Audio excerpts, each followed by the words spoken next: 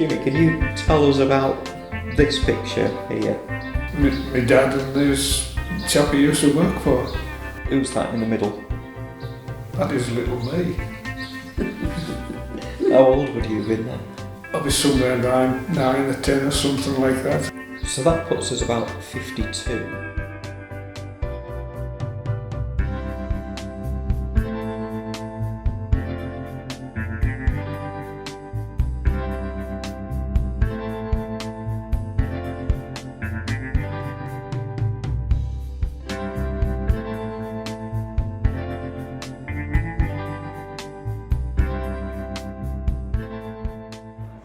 My friends Leslie, Park and Alan Cleaver have very kindly sorted out about 3,000 of my mother's negatives that go back to the 1920s.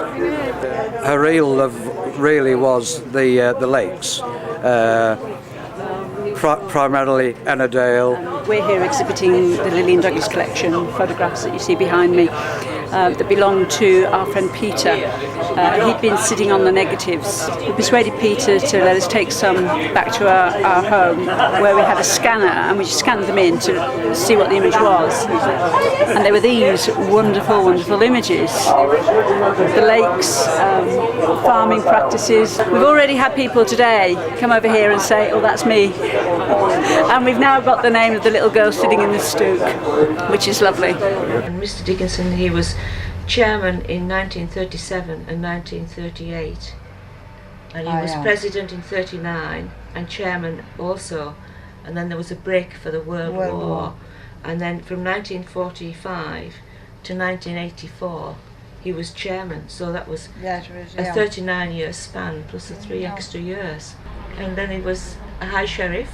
Yes, and we were very lucky because the year he was High Sheriff was the coronation year, and so we went to the Abbey. I mean, how many people get to go to the coronation of a British monarch? It's just not many. No, we were very, very lucky. Yeah, I can remember the sort of event. I think we did have made something outside when the Bremer, but yeah, and actually the flag there behind you, that was, I think we had that stuck outside. As far as the school, it was getting modernised at that particular time. We were travelling till Claytor, the county school at Claytor. What changes were they making? Just particularly modernising it and putting central heating in. I also remember just having pot-bellied stove type things in the classroom. How far up the valley would you go? Oh, we didn't go far up the valley. No, to the lake, and that would be about it. And when we first started school, Bremer Wood was being cut down. When they were coming down round the Lily Hall and round there, they were nearly the width of the road with the wagons. Well, they started planting them again. Bremer Wood was never planted for a long time. We started planting trees as Forestry Mission in the valley in the late 1920s, early 1930s. There's a record in Hansard around 1934 where the local MP asked the Ministry for Forestry what the Forestry Mission was doing for the starving people of West Cumbria. And the Forestry Commission's response was to say that they were employing 300 people in the Ennerdale Valley and looking to take on a further 150. Prior to the Forestry Mission planting trees in the valley was devoid of trees, apart from Sidewood and Latterbarrow, where there would have been the oak and birch that we see today. The rest of the valley was devoid of trees. It was a sheep farming valley. In the 1950s there was a young forest appearing, a 20-year-old forest. And they'd have probably started in the 1950s, started producing pit props and maybe other small diameter products that they could get from the first thinnings in the forest. And I've seen pictures of a coach in the valley, which looks like forest workers were living in the valley during the week anyway, staying in this coach, converted coach, and then working immediately outside the coach on with pit props or felling trees, extracting trees. There was a basic tractor being used, like an agricultural tractor, but also horse extraction would have been very much in vogue. It's nothing like the same place with all the trees and everything. It used to be, well, Cragfell and that, it used to all be bare, covered in blueberry. End of June and July and beginning of August. They used to come from all over picking blueberries up on there. And you can't see it, it's all covered in trees now. And the farms, and a lot of them, you can't see them for trees. So it was about 7 of us, I think, that year. We'll go for a walk up to the huts because Annie Williamson that used to live at Roughton, her dad used to have sheep up there. They used to go up when they were shearing the sheep. They didn't bring them down the valley. They used to stay up maybe a week at a time. And we walked to Gillerthwaite because one of the lasses that was with us, her parents lived at Gillerthwaite. In fact, Gillerthwaite, which is now very much considered to be a forestry area, and Blacksale Youth Hostel, were originally sheep farms. You know, Gillerthwaite was one of the biggest Herdwick sheep farms in the Lake District, if not the biggest, at one point. And Blacksale Youth Hostel was a shepherd's hut, where shepherds used to go and stay and look after the sheep that were grazing what were referred to as Ennerdale Valley, Ennerdale Dale. The top part of the valley there that was at one time fenced. And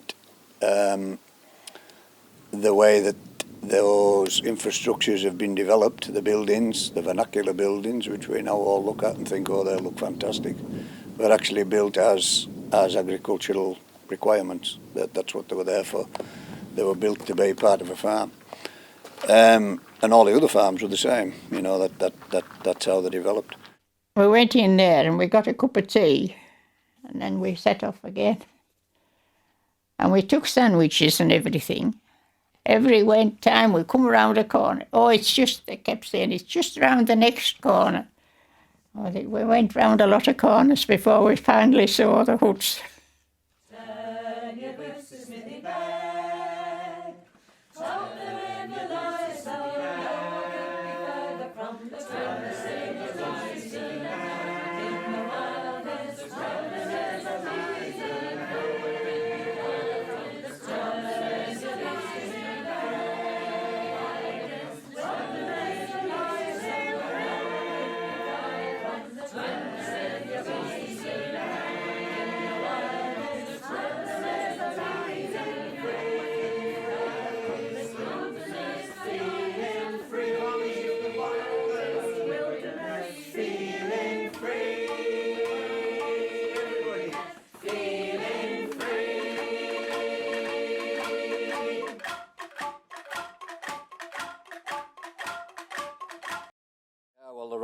The Rawling family have been involved in farming, agriculture, hill farming particularly, so farming the fells mostly, but also with the land at the Hollins. We've been around there since records began, really. We've been on that location, on that site.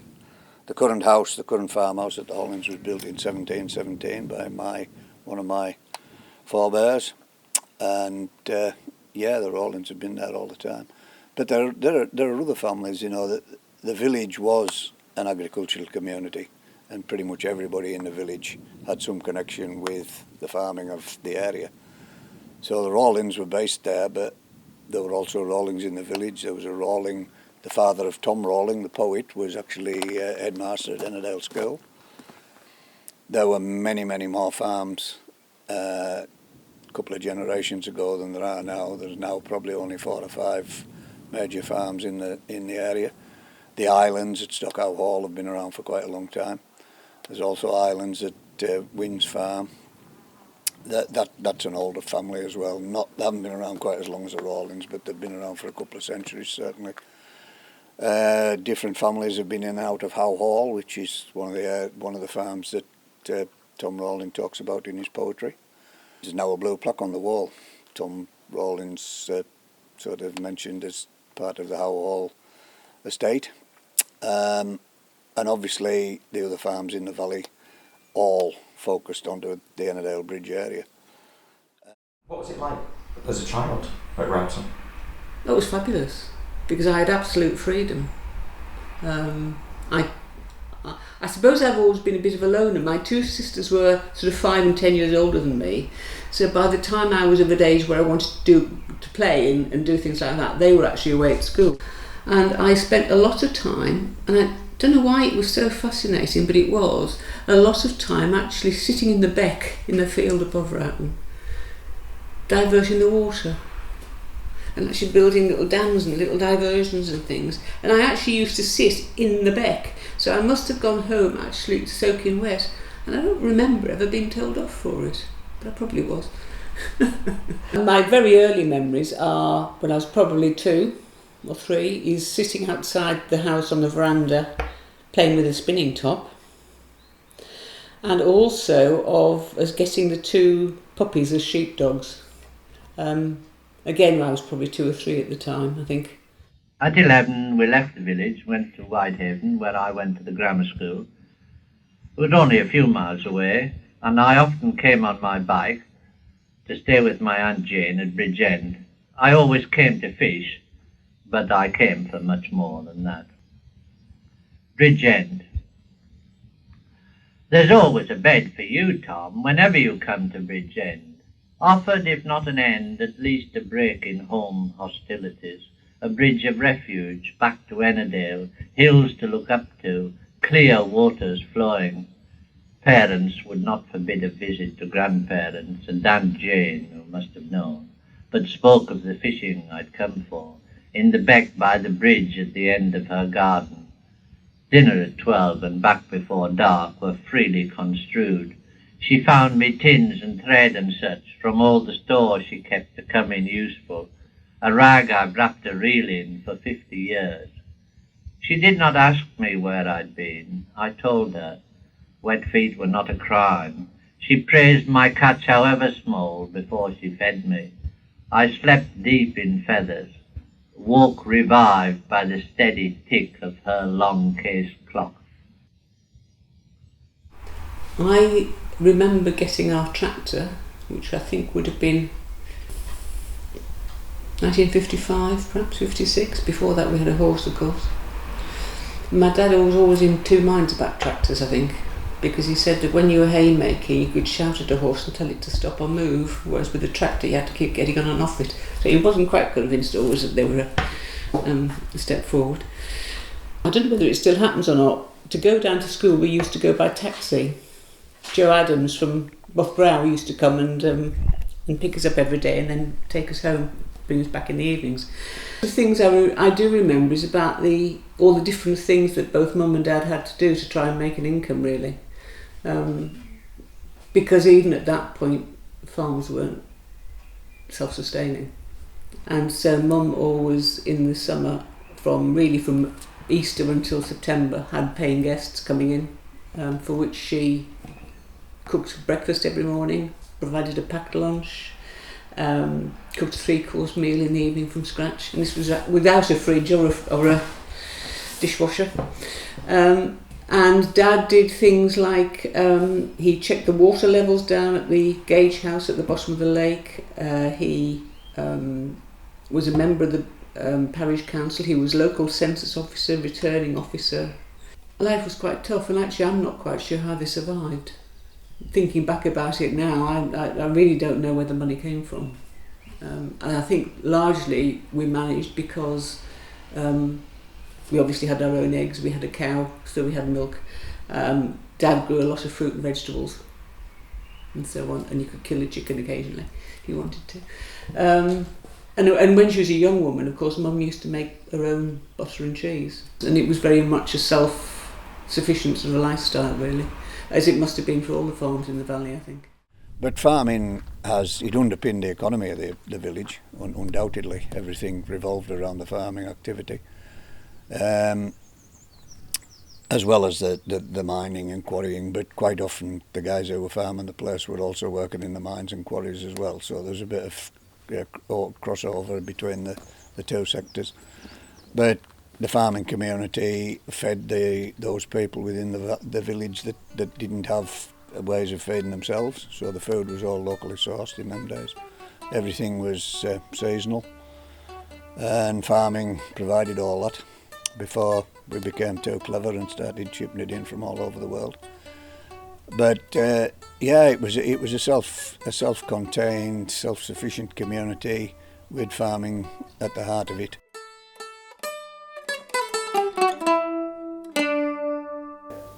So when did you move to the pub then? So I was just coming up 1 year old. I was born at Highbridge Farm, and in those days it was a way of mum being able to work, but also bring the family up, and while Dad was working. And so they thought, oh, this would be perfect to move in there, and they made a go of it for 10 years. And we were in there 10 years. And I have 4 older brothers, Paul, David, Peter and Michael, and me, and then my sister June was born while but she was born in a castle. She was born at Lowther Castle in Whitehaven, and she likes to say that, I was born in a castle. But apparently I was born in a pig farm, a Highbridge farm. Extremes, yeah. So yeah, great life.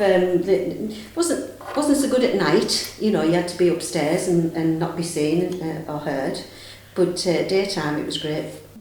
What else do you remember about the building as it was? So the building, when we first went, I think it was pretty basic. On the side there was a kennel, which is now where the toilets are. Yeah. But the kennel, I believe, was for hounds. Is that right? Yeah, that's where the kennel the hounds in there when they come for the hunt for the week. And was that the Boxing Day hunt or New Year's Day hunt? It'd be New Year's Day. They used to come October, New Year, and then in March. Right, and they just kept the hounds in there that time, yeah. I remember my mother doing tatey pot. Do you remember a tatey pot? Aye, well that was tatey pot back, go to the hunt and then back to the food for the tatey pot. Yeah, and my mother was called Bunky, and she made very nice tatey pot and all that. But because she didn't have many ovens, she had to ask all her neighbours she'd make the tatey pot and could they put them in the ovens, and then when the time was right they would bring them down, and they had trestle tables out and I can't remember that. Oh yeah, it was I remember it being a real buzz about the place, really big event happening, yeah. And just to a little child growing up, it was from a sleepy, quiet village. Then this all would happen, and it was quite exciting, yeah. But so when they decided to move on to make it a bar area and a games room, they stopped having the hounds in there and they turned that bit into a toilet. This was me learning to ride a scooter at 1 year old, and it looks like you're Margaret. He's teaching me how to drive. I look very serious there, don't I? Like I'm not too sure what I'm doing. So what type of scooter did you say it was? Lamboretta. A Lamboretta at Braemar Cottages. Were they quite popular around here, or? Yeah, I think so. Well, popular everywhere. It was a case of transport to get me from A to B instead of a bike. Yeah, a bit easier, yeah. We always had a car or a van of some description, because there was no bus service, of course. We got a telephone, I think, in about 1962, and that was delayed because the National Trust wouldn't allow overground cables, of course, so it all had to come and underground, and that was expensive and that took a lot longer. And same with electricity. And that came, I think it was about 1966. I remember watching the World Cup on the telly, and we must have had electricity at that point. So I think that would be when they came. And prior to that, we had a generator up above the farm, sort of halfway up Herdus, I suppose, almost. There was a little reservoir that had been built, and the water was diverted from there down to a generator, which was in the orchard. And so each night, my dad would have to go off and turn on the generator, and we had electric lighting of a sort, and it was powerful enough to power lights, but it wouldn't run anything like a fridge or a TV or anything that actually was a bit more power hungry. And of course, occasionally it got blocked up by leaves and things, and so we were back to oil lamps till it got sorted out. Ennerdale, as everybody knows, is a bit remote, and in those days, actually, there was no bus service to get you into Whitehaven to go to the grammar school, and so both myself and my older sister went to Keswick School as boarders. So that was actually quite a different experience. I was at school with a very mixed bunch of people. There were people there who were from the valleys like me, but there were also people who came from army families or from wealthier families, and they were going off on holiday all the time and coming back after holidays and telling you all these marvellous places they'd been. And of course we couldn't do that because we were farmers and you can't leave the animals, even if you had the money. So I suppose there might have been occasionally an element of wish I could do some of those things, but not often. I don't really remember. I was quite happy at home actually. Yeah. I forget how it was we found Bankend Cottage, but someone I think recommended it to us, and it was a lovely spot, but it was better placed. It was unfurnished so that we could actually furnish it ourselves as well. But the trouble was it had 2 gates to go through before you actually got to Bankend Farm. And that meant that if you were coming back from having given a lecture or something like that, 1 o'clock in the morning, absolutely exhausted, and just getting out of the van, opening the gate, going through, closing it, then another one. And then, so that was there. And that was where Conrad, our first child, was born. And they were good days while we were there. And that was when I started doing a lot more climbing in the Lake District as well.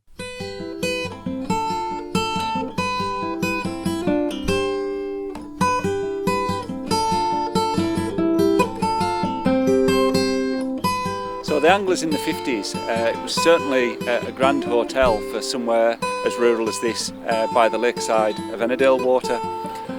When you look at some of the original literature at the time, they were definitely promoting it as a very scenic place to stay for walking, fishing for trout in the lake.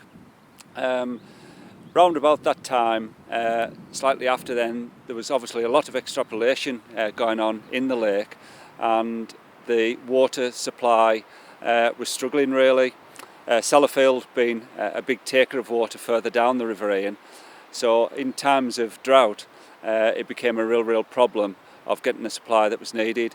So several times it had gone through various planning committees to raise the level of the lake. The decision was made against a lot of popular demand of locals, and the decision was to take it to 4 or 5 feet, which took the footprint of the Anglers Hotel, and what had to be done after then was to demolish it. So sadly, after all those years, it was demolished. After it was demolished in the mid to late 60s, the area became a car park, still a popular place for people to visit, and I was fortunate enough in the 70s to have a dig about there and found many artefacts that belonged to the hotel. This one here is by a firm called Kearney & Sons from Whitehaven, and they had a lot of their bottles in the Anglers Hotel. They were on Fox Lane in Whitehaven. The second bottle is a well-known company and went on until the 90s and early 2000s. It's the Dent Aerated Water, and they were based at Cleatermoor at Wathbrow, and again supplied a lot of the local public houses. And last but not least is the Ennerdale Aerated Water, which had a trademark with Ennerdale in, and they were based on Roper Street in Whitehaven, and again supplied lots of beer and lemonades to the local pubs. All these here are stone ginger beer bottles, which was very popular in its day.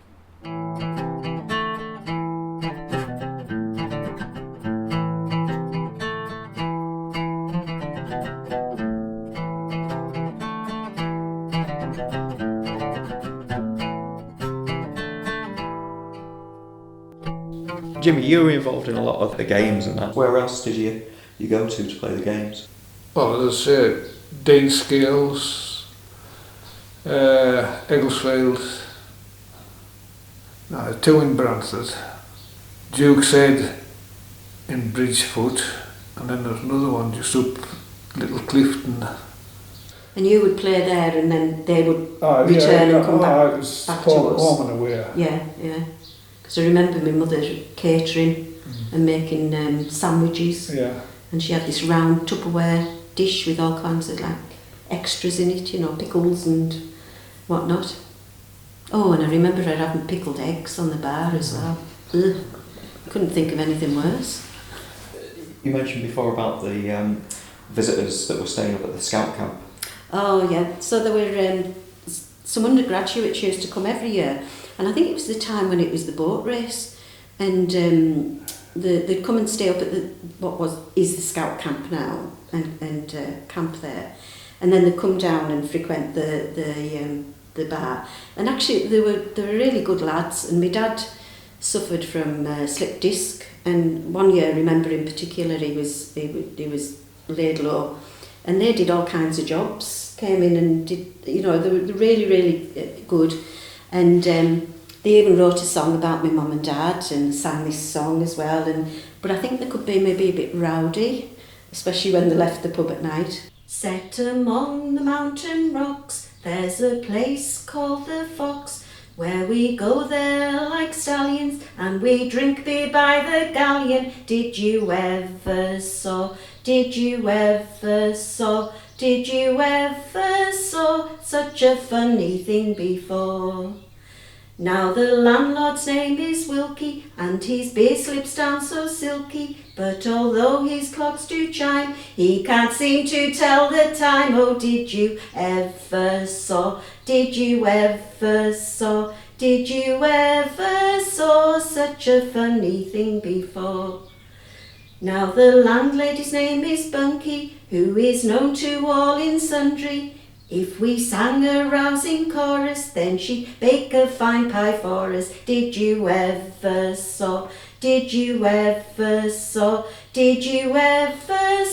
such a funny thing before? Now the landlord's son is Paul, who at darts can beat us all, but although he should be working, you always saw him shirking. Did you ever saw such a funny thing before?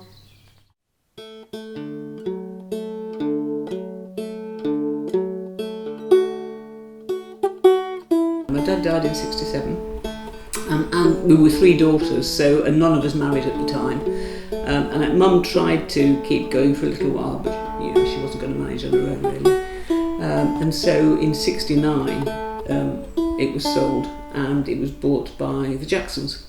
We moved up in about 1969. I think I was about 11, and I went to Keswick Grammar School, and we boarded there. It was a boarding grammar school, but the holidays and the weekends where we came home, it was all working on the farm, helping my father.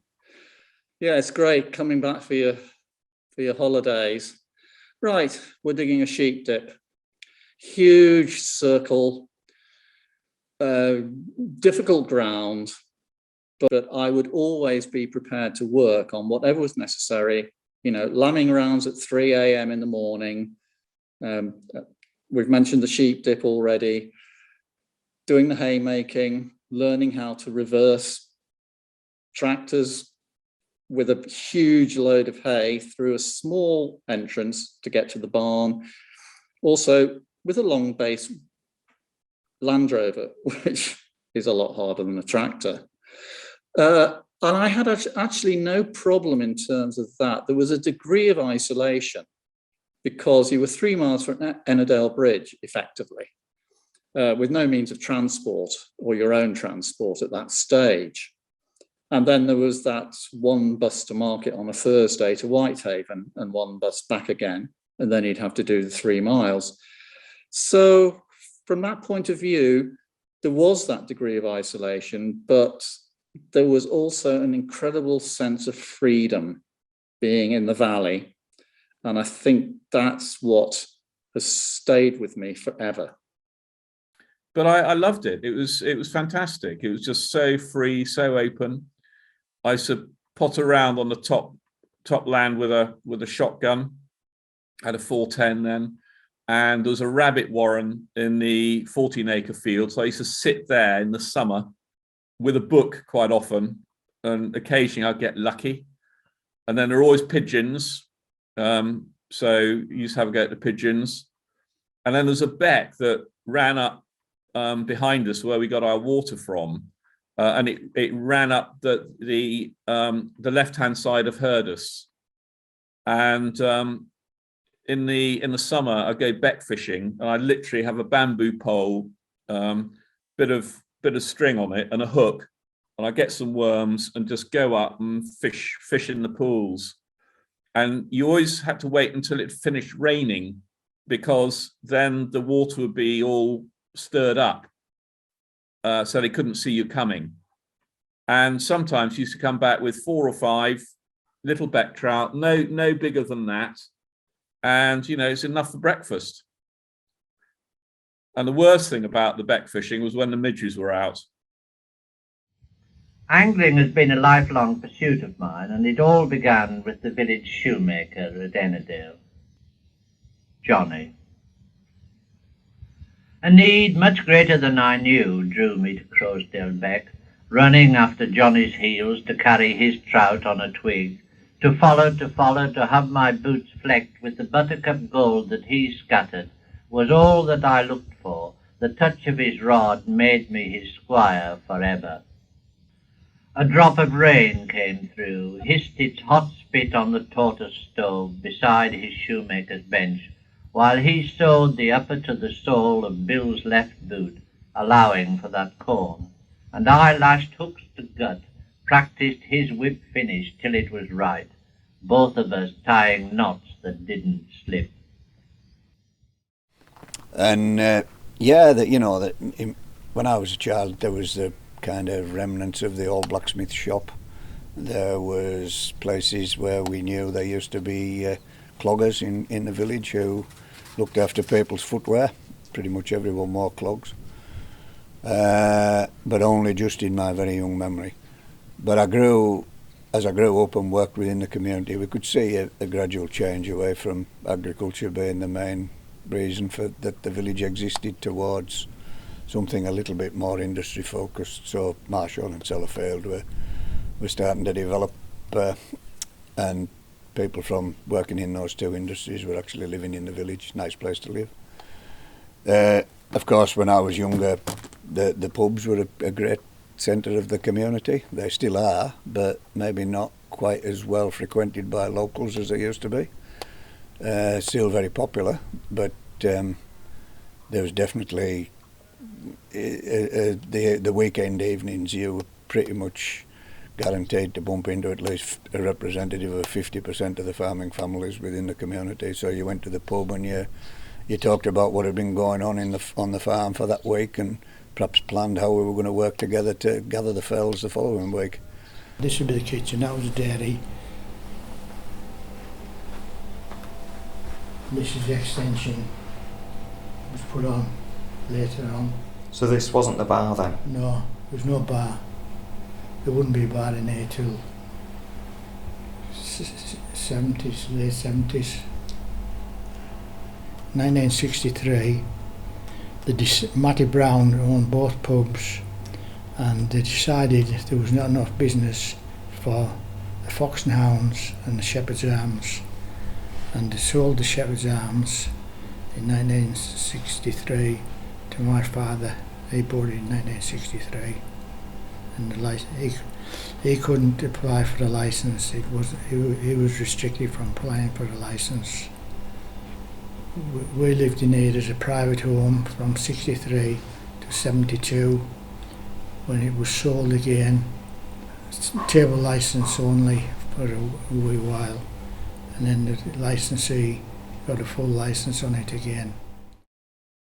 About 1966, we took the pub. Yeah, the old wheat sheaf. Which was the old wheat sheaf. Yeah. I met you buying, when I stayed in the pub. That's right, I met you in the pub. Yeah. Buying, I don't know how much cider to Turkey take down legs. to Bonus, that's right. Yeah. To the cottage at Bonus North. Yeah, exactly. And And you went from roughly there. 1970. That's right. Roughly. Yeah, that would be about right. But then you go from the wheat sheaf down to Ennerdale, and you become the postmaster, and you take on the shop in Ennerdale. From Old Cloggy. Old Cloggy, indeed, yeah. Who? And Cloggy and I became quite friendly. Yeah, that's right.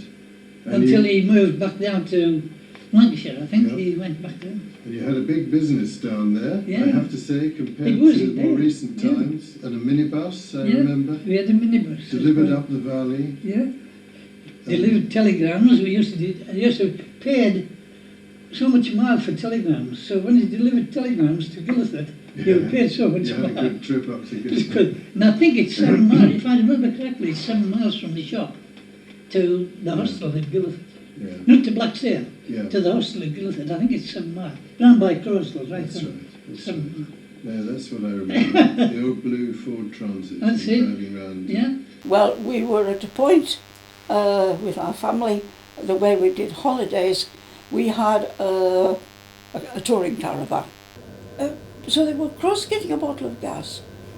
And Jeff said, that's my husband, he said, well, it'll probably be the last time we're in because we've got to travel back south tomorrow. And the bloke said, he said, we're going to put the place up for sale. Well, we were looking for something where there would be something for me to do and somewhere that would be okay for Clive. And and you could only do it by contact with the estate agent. So we managed to get in touch with the estate agent who got in touch with these people who said, all right, then you can come round and have a look at it tonight.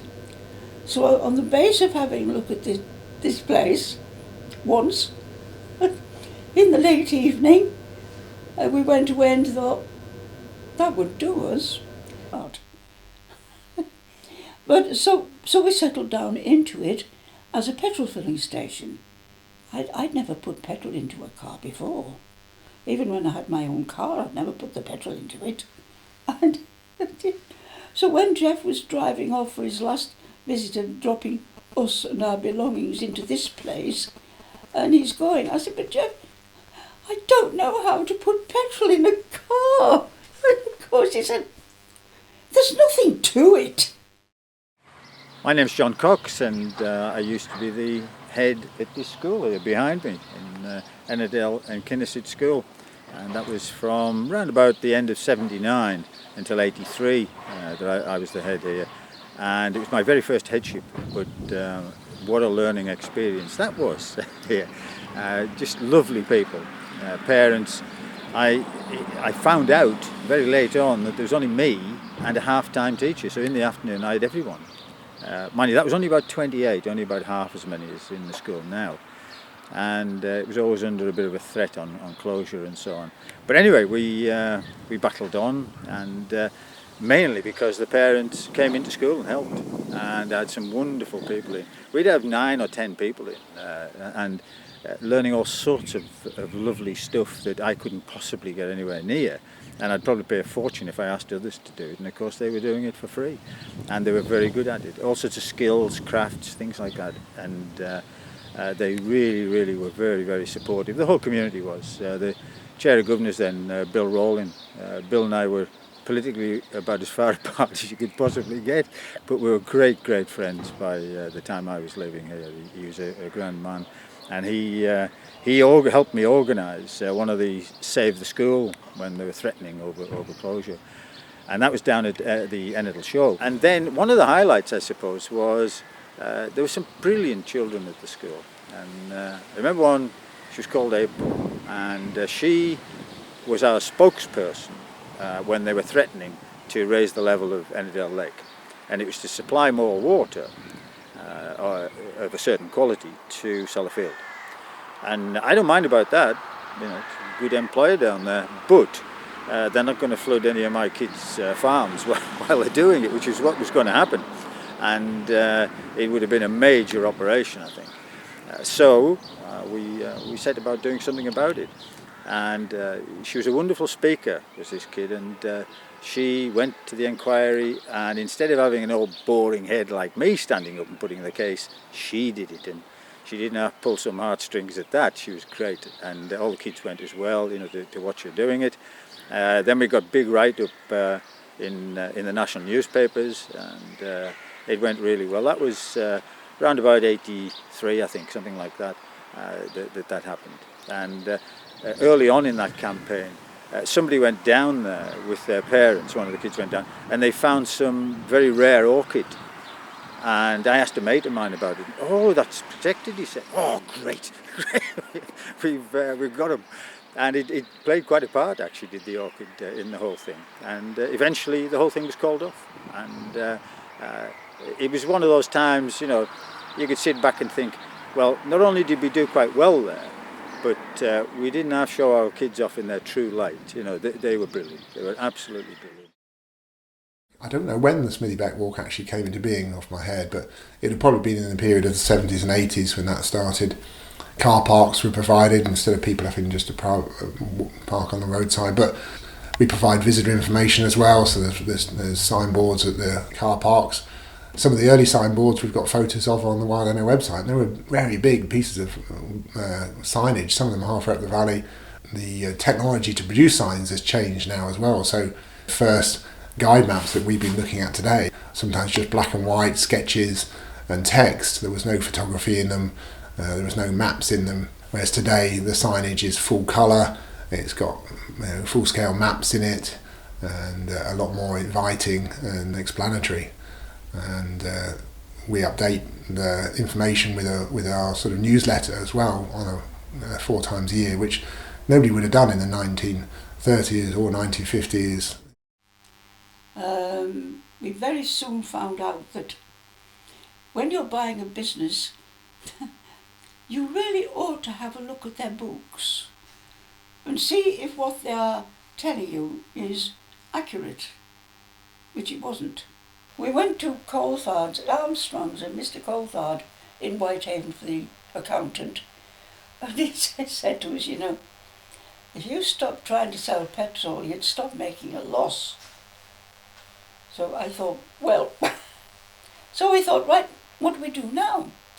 So then we thought, well, at that stage, and we also sold, the usual ice cream, soft drinks, sweets, cigarettes, and all the rest of it.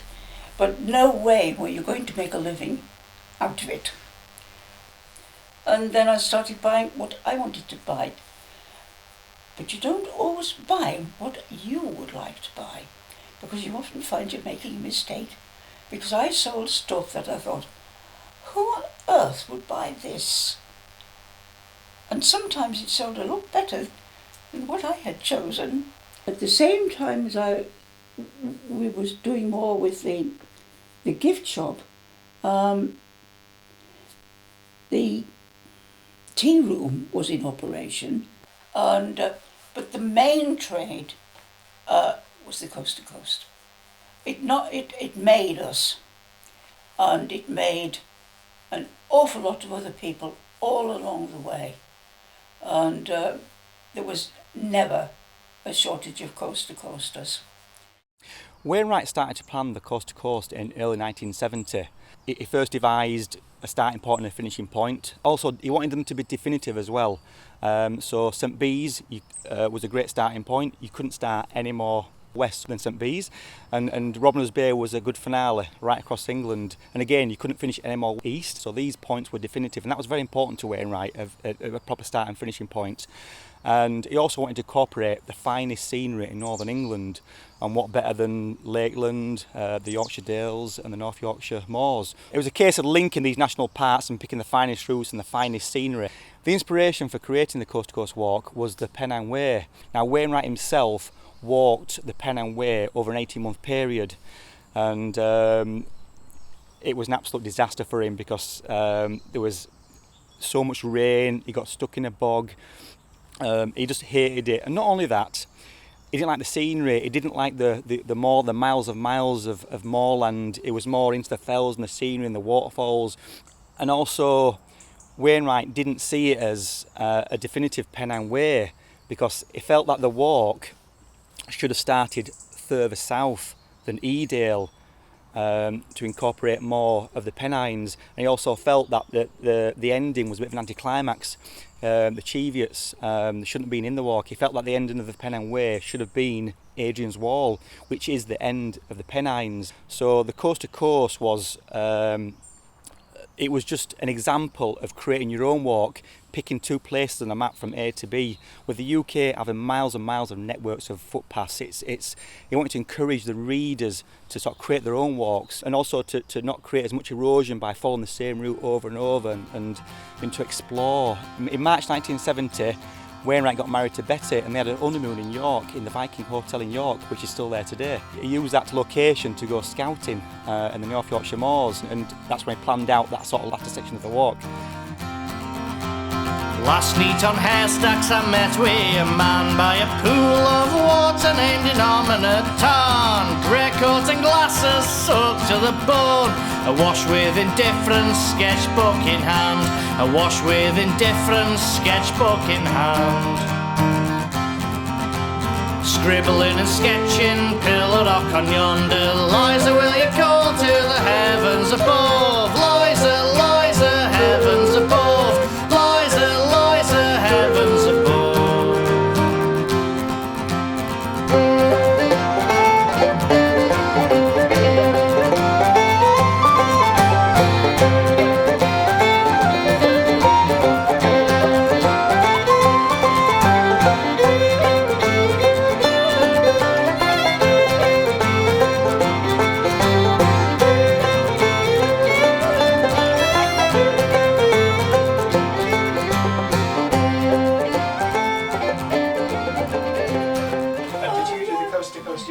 Oh yes, yes. I mean, we got curious about it quite early on, and we thought, well, when we close, after the season, let's go and do it ourselves. So we did. So we did know what people were approaching. We are the best dressed hikers in the lakes. We are the best dressed hikers in the lakes. We are the best dressed hikers in the lakes. We are the best dressed hikers in the lakes. Ba-doo-ba-doo-up, ba-ba-ba-doo-up, ba-doo-ba-doo-up, ba-ba-ba-doo-up. There are no looms, dodgy steps, and a roof that lets the rain come in. But we'll have cufflinks, handkerchiefs, the best of Burton's tailoring. We'll be the best dressed hikers in the lakes. We are the best dressed hikers in the lakes. The best dressed hikers in the lakes. We are the best dressed hikers in the lakes. We'll make haste and do the tailors of taste, and we're the best dressed hikers in the lakes. Dressed hikers in the lakes. We are the best dressed hikers in the lakes. I was 3 months old when we first came to live here. As you were growing up, what kind of changes did you see happening around? Massive. So when we first moved here, although as a baby I don't remember huge amounts, but we were on generator only, and the generator would only run for a few hours a day, and then at night we would have tilly lamps, and one of my overriding memories as a child is the hissing of tilly lamps at night, because that was all we had. We did have a tiny little TV, but we could hardly get any reception on it, and obviously it was only on when the generator came on, so that was not very often. So that's changed, obviously, and no internet, no other connections. There was always a phone line, not a particularly good phone line, but that was always there. But really isolated and really, contained, really. And what about going to school? So there was still, even like now, the taxis would come and pick up. So my brother went to Ennerdale School. He was picked up in the taxi, and I think he was the first low Gillithwaite child to attend the school. We've since supplied others. And Philip and Jane, who used to live up there, they got in the taxi with him. But he was travel sick all the time, every morning. So yeah, he was glad when that stopped, I think. We had goats, which were horrific, because they just got everywhere and ate everything. They had a kid who we named Katie Dancer. I'm not quite sure what happened to her. And then we loaned a horse. We had a horse in the field called Destiny, who we did ride. In fact, my mum and Sue, who lived up where the YHA is now, did the Ennerdale horseshoe on horseback with our very clumsy horse. So yeah, but they loved it. So, yeah. And dogs, we had dogs and chickens, all the stuff that you do when you come to Gillerthwaite. But I remember going to, when the little shop was open, and we used to go and get Wobberthwaite sausages from there. And I think my mum used to send my brother with a note from the taxi to get her a packet of fags. Probably not appropriate. But I do vaguely remember that. Because, of course, we didn't have anything here. We used to get milk from Tom Island's parents at the farm there. So my dad used to go up on his way back to and from work and collect milk from there. So that's where we got our milk from. So, yeah. Well, Marside, David and Julie Vickers were at Marside, and they were an absolutely fantastic couple. David was quite short, but really, really wiry and tough. And they used to milk as well. They had a dairy herd. And I remember once they had 3 girls, really nice girls, younger than we were. And I remember one year he took them to Blackpool for the day, and there's a family called the Williamsons who occasionally used to take the cottage, Bowness Cottage, and occasionally used to, I think, take a cottage to stay at Marside as well. And Andrew was about my age, and when he was up, we used to knock around together and go fishing and that sort of thing. And he came up that evening and he said, "David's not back." And I said, "Oh, he's probably having a lovely time." And he said, "Well, the cows haven't been milked." I said, "Well, okay, well, let's go and milk them." So we milked his cows for him for the evening milk, we were about an hour late or so. And he got back that evening at 10 o'clock, having had a fantastic family day with his 3 young girls. And the next morning he said, "That's the first milk I've missed for 10 years. The Wins were the Irelands, Will and Joy Ireland, who are lovely. Will was a big man, taciturn, but absolute straight talker, used to think before he answered, just full of common sense, and a really, really good farmer. And Joy did a lot of baking. So, Ennerdale show was showtime for the ladies. Real competitive stuff, which was fantastic. And we used to get our milk from them. And it obviously, when we started, it was unpasteurized. And we had a milk can and used to walk up and walk back, every day. My father or mother used to say, "One of you go and get the milk." I don't know what it was, about a quarter of a mile or so. So we go and get the milk, bring it back. And it always had that lovely cream on the top. And then they got their herd accredited, because I can't remember what happened. It must have been in the early 70s, but there's brucellosis going around, and they got it accredited. So we had brucellosis-free milk. I still remember that milk. It's absolutely delicious. I was never bored because I'm a musician. The main piece I remember playing, I used to sit up on the slopes of Herdus behind the farm with my flute, because that's what was my main instrument at the time. And I played Debussy's Syrinx. And the sheep, it sounds very strange, and it probably was very strange. The sheep all stopped, because at that time of the evening, there was often an awful lot of noise, bleating and so on and so forth, but they would stop and there would be a kind of silence whilst I played this stuff. It's completely barking, basically, but that's what I used to do. My father loved animals, and he was a farmer as a boy during the war over at High Dyking near Cockermouth. And he'd been brought up on a farm as well. And he used to have short-horn cattle, but he just thought Aberdeen Angus were more suited, and they were gorgeous animals. They all had names.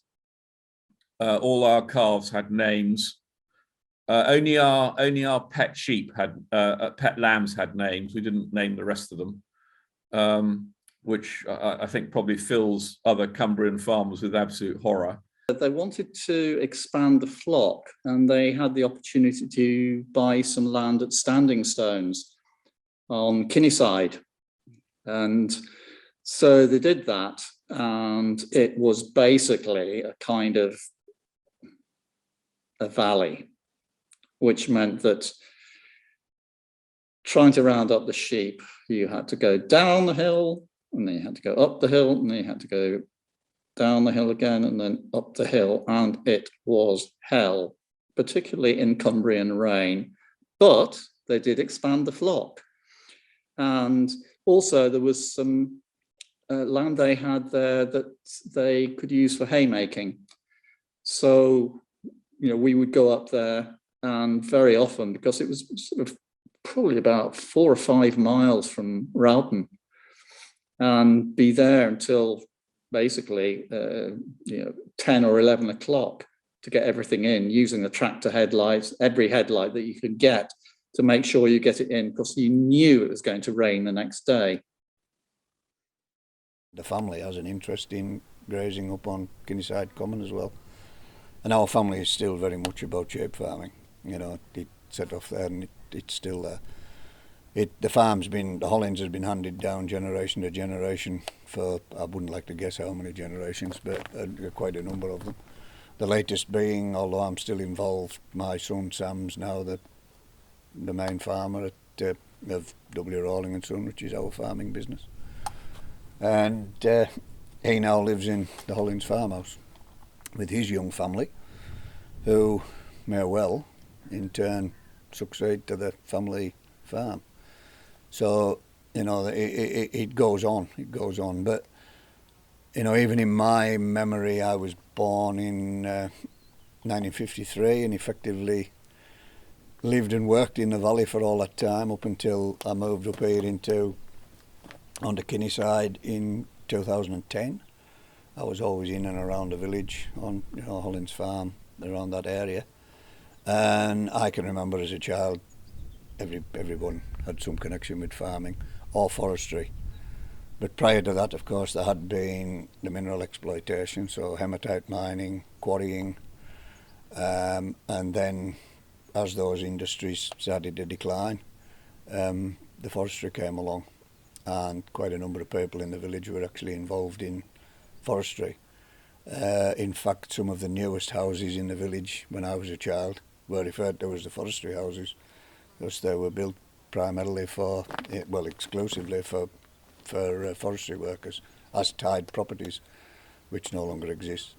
But as well as that, of course, the village was made up of a lot of other tied properties whereby they were owned by farmers or wider estates, and you only lived there because you worked for a particular person. And if you lost your job, you lost your house, which kept the sort of community very agriculturally or forestry focused, but at the same time wasn't necessarily the best arrangement in terms of where people could live. There weren't a lot of old people. People didn't live as long, so the community was quite young in many ways, in my memory. There were older people, of course, but not in the numbers that we might find in the village today. There was a lot of younger people. There are a lot of young kids there now. The school's flourishing.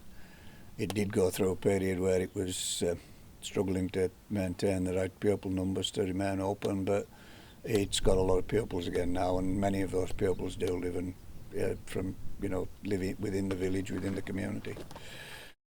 Yeah, I think I was about 14 or so, and I got the bug for climbing. I used to go through to Keswick at times, not to climb there, but I saw people there, and they had wonderful gear on. I thought that must be a good game, And then I got talking to one or two, and in the end, a couple of us who were in the same class, who thought the same way, we started going to the odd little crag, doing a bit of bouldering, things like that. But the real climbing that we did started on that place behind me there. It's Pillar, of course. Anybody who knows the Western Lakes will identify that.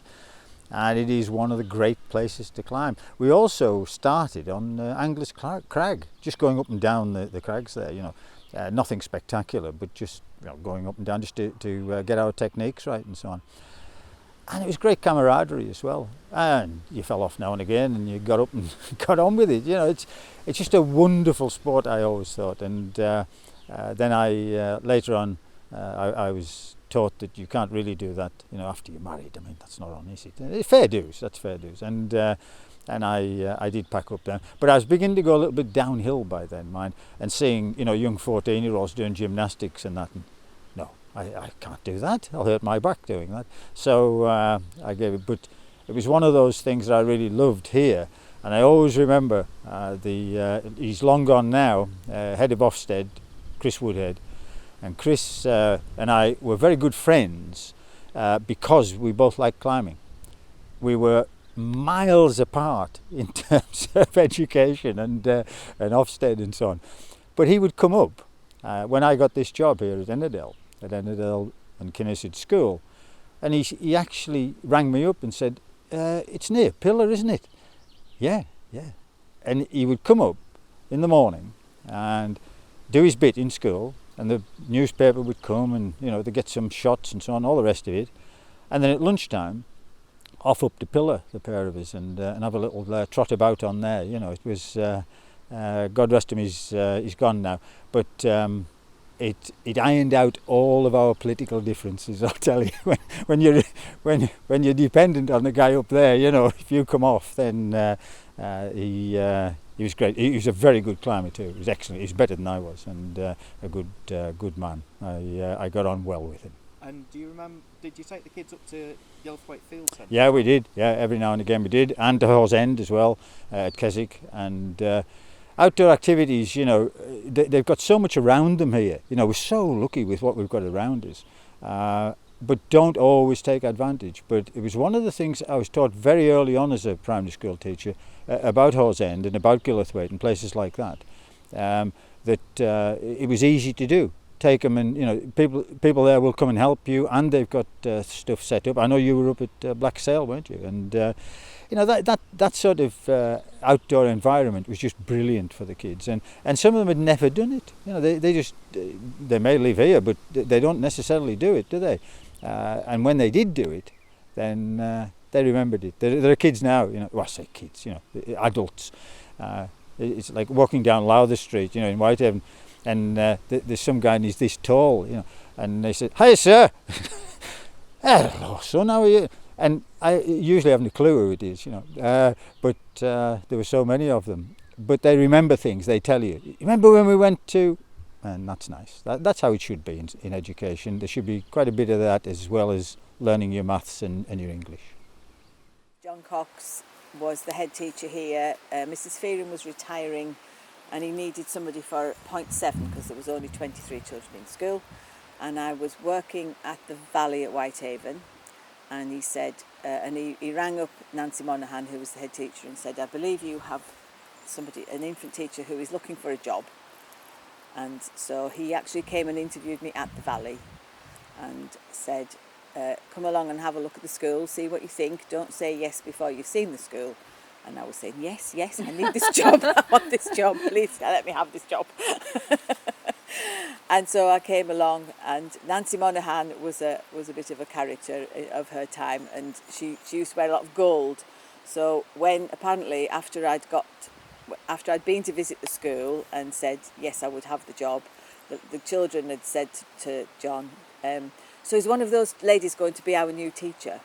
And he'd said yes, she is, yeah. And they'd said, "Which one? Is it the golden lady or the ordinary one?"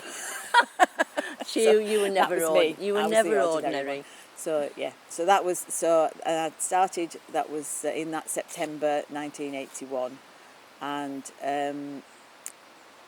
we had 23 children, so at lunchtime on 3 days a week I had to go home because I didn't drive. I used to get the bus to Whitehaven and travel in with Mr. Cox and I used to have to go home on those 3 days a week on the dinner van, because the dinner van used to bring dinners to all the different schools from the Valley, and then it used to have to drop them all the empty pickle. He used to eat his dinner at our school, and then we would all go back. Jonty was a proper character, was Jonty the dinner man. And then I would have to get back. So he dropped me off at the Valley at Whitehaven, and then I would have to walk into Whitehaven and get the bus home. And I think I got home about half an hour earlier than I would have done if I'd come home with John Cox. But he was determined, because he said, you'll end up teaching if you stay, because there's nowhere else to go in the school, he said, so you need to go home. He was a big union man, was Mr. Cox. Very fair in that way. So, so that's when I started, and then by the Easter we had got enough children to warrant a full-time job. So by the Easter he had got me a full-time contract, a permanent full-time contract as well. And he, at which point he moved on. He went to Moorrow as the head, and then Mr. Lynch arrived. Owen Lynch was the new head. There was four people interviewed, and 2 of them lived in Workington and 1 lived in Whitehaven, and I was like, oh, please let it be one of the ones that lives in Workington, then I can get a lift to school. And of course Mr. Lynch was the only one who actually lived in Lamplugh. So I had to go out and buy a moped. I had a little Yamaha Pasola for a little while. I do feel this is true dedication to that role, because what was the book about a village school, and you sort of... Miss Reed. Miss Reed. Miss Reed, yes. You I always wanted Miss to be Reed. Miss Reed, and I was Miss Reed, so that's when I started as the teacher, and for a little while I had to drive this moped. Wasn't very good, because it was more of a town moped than a... I got blown off the road twice. I fell off because a sheep jumped out in front of me once. It wasn't the best time of my life. The thought of coming along those roads on a moped makes me feel quite ill. Honestly, I'm not. It always did. So and then Mr. Lynch, after 7, I don't know how many years actually, Mr. Lynch in 1989 I'd had my first child, and I was actually pregnant with my second child, and Mr. Lynch decided that he was moving on, so he got a headship at Orgill. And there was no way I could have even thought about being the head teacher. So we had a new head, Judith Baskerville, Mrs. Baskerville, and she and I got on very well, and we puddled along together. And then in 1994, she said she wanted to work with the local authority as an advisor. And then, of course, the following June, when she was due to be coming back, she rang me and said, I'm sorry, but I've got a job somewhere else. So everybody said, well, you've done it for a year, so have a go, so in the end I did actually apply for the job. And I do remember Sandy Mills, who was one of the teachers at the time, saying that she'd been talking to Jimmy outside, Jimmy Garnett, and he had said, have they given that job to that lass? And she said, oh no, it's got to be advertised, and she's got to do an interview. And he said, hey, well, they should give her it anyway. Anybody who can come to school on a moped deserves the headship. Absolutely. And Sandy says, well, I think there's a few more things that you need to be able to do. A few more boxes to tick rather than coming on a moped. So, but that's it, yes. So in September 1996, I was officially became the head teacher of Ennerdale School until August 2014. Like 80s and 90s, what kind of groups were coming? So it was mainly really schools, local schools, and schools from inner cities, really. In fact, we've had one group who have been coming for 50 years, and they've got their grandchildren with them now, and they started as school kids, and they've just kept that going, and they've come year on year forever. Hill walking groups, mountaineers, random people that just drop in off the fells because they've come down the wrong side and think they're in Wasdale and end up being lifelong members. We've had lots of that, all sorts of people, all sorts. We certainly used to have what we termed a working week. So most of the work, certainly in the early years, was completed by members. They'd give their time for free. They have brought the place from just about derelict to where we see it now. My first Christmas play, which was organised by Mr. Cox, because obviously he'd been there a wee while. The tradition was to use the church, to use the choir stalls, and they used to, in order to create a stage, they used to bring beer crates across from the pub across the road, and then I'm not sure what they laid on top, trestle tables with or bottles whatever. in them? With bottles in them so that they were heavy. Right. So this particular, the first year with Mr. Cox, they were full bottles, so they had their tops on, so you didn't really notice that, except every time the children stood on them it rattled a wee bit. The following year, when it was Mr. Lynch was the head, we continued with the same tradition because that was the way it was always done, so you would carry on doing it the way it was always done. They didn't have enough crates with full bottles, so they had empty bottles in. They needed the weight. But the problem with that was that the whole church just stunk of beer, stale beer, because obviously there was no tops on the bottle. They must have been a lot more rattly. That's my override. Yes, and they were more rattly. And Mr. Lynch, I can remember Mr. Lynch saying, "Right, that's it. We're not doing that anymore." He said for next year, and he worked really hard, and eventually we were able to borrow the stage from Wymondham. Because we were a church school as well, we did have to use the church. So we used to do things like, we used to come down, the Reverend Simpson, Peter Simpson, the vicar at the time. We used to do little projects about baptism. And I do regularly remember coming down with him with his own little personal baby, which was actually a very large marrow that he had grown in his garden, wrapped up in a blanket, and he actually went through the process of baptising the marrow to show the children what a baptism was like. And they didn't think it was odd, did they? No. And Just actually, it was quite normal. neither did we. And no, to be fair, we didn't really. Not really. We sort of, yeah. And that, I think that became a bit of a tradition as well, baptising the marrow every other year, because we did like a 2-year rolling which programme. Which meant he had to grow a big marrow that particular year. So every other year he had to make sure he had a large marrow that he could wrap up. Well, it was when United Utilities were upgrading the waterworks down at Bleach Green. We did have a lot of connection with them. They did actually keep coming to the school to check that things were okay, and they offered a competition for the children to name this big drill that came. I think it was known as a mole. Officially, it was the mole. So we had a competition. All the children put in, certainly all the junior children anyway, put in entries. And the winning entry was Nicola Adams won with the name of Speedy Wheel, and they came and it was parked up outside school, and they'd written the name on the side of the thing, and so we all felt a very close connection with this thing that was happening down at the lake. And the children, the junior children, went down and they were shown around and they were shown what was happening. They all wore the hard hats and were all very excited by it. And then when the official opening, the whole school was invited to go down because and Prince Charles came and opened it, and he did actually come across and chat to the children and ask them. I remember him saying, so what are you missing right now? What lesson are you missing? And they just went, oh, nothing much.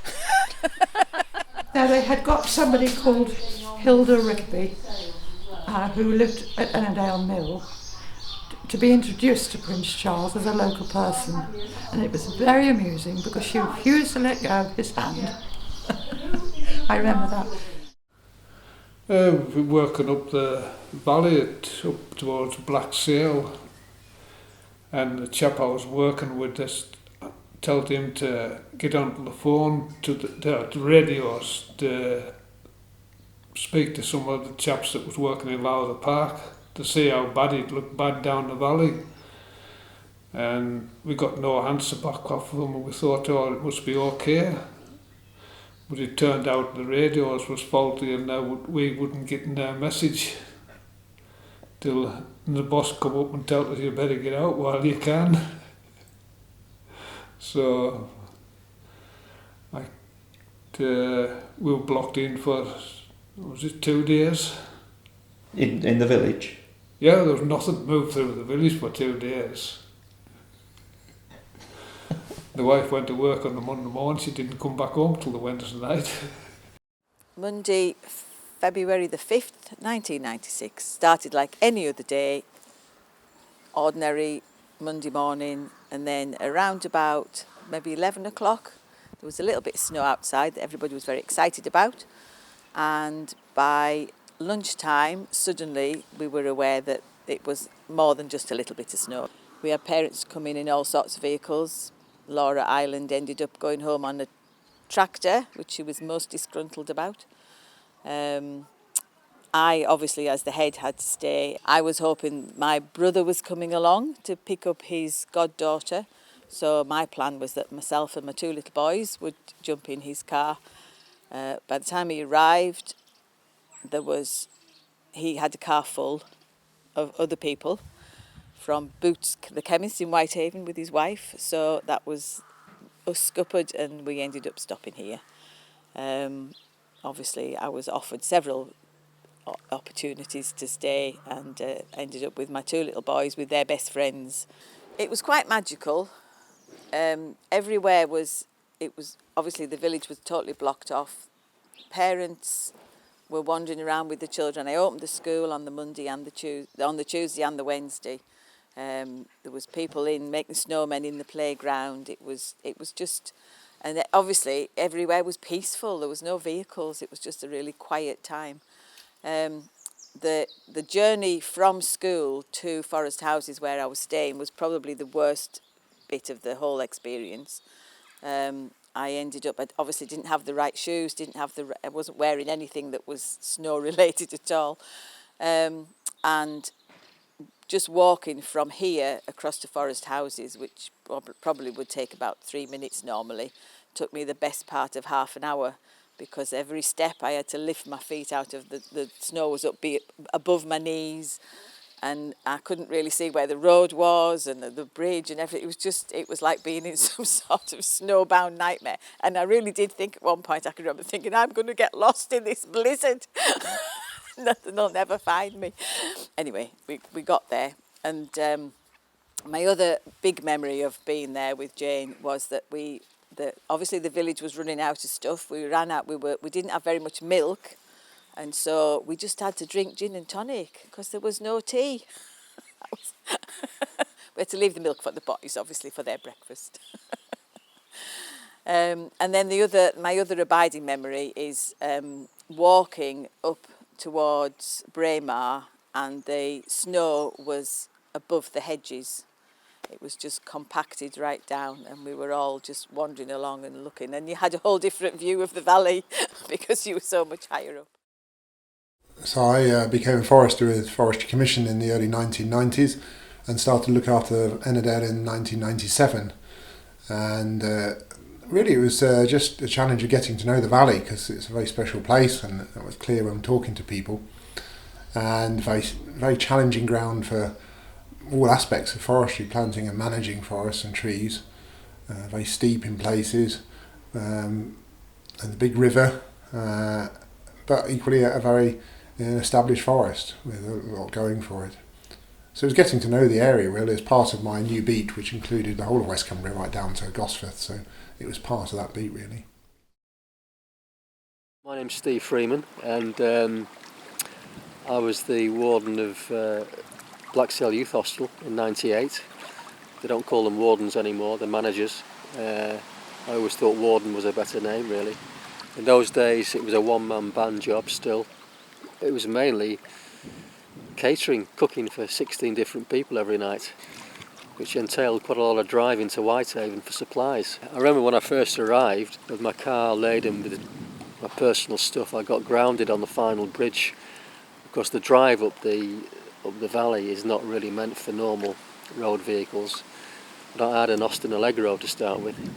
No Land Rovers in those days. Taking off all the wire mesh off the windows was the first job.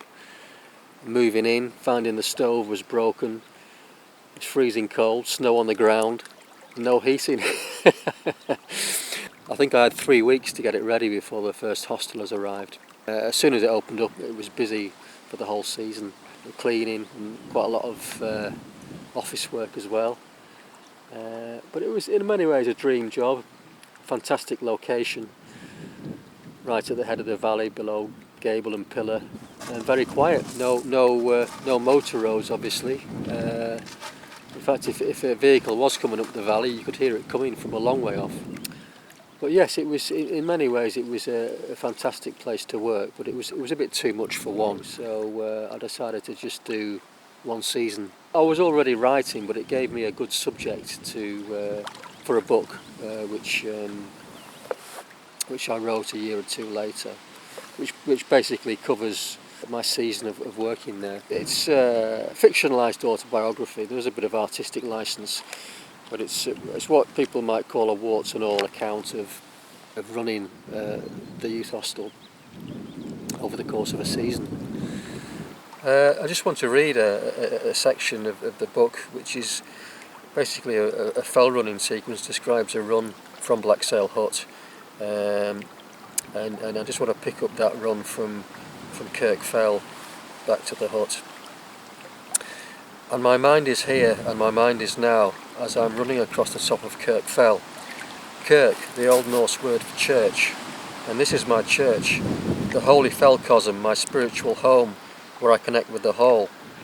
And I give thanks to the Lord for providing me with legs that I might climb out of the fragmented world below and into this rocky natural shrine, high above the constructs of modern civilization, free of constraint, illusion and distraction.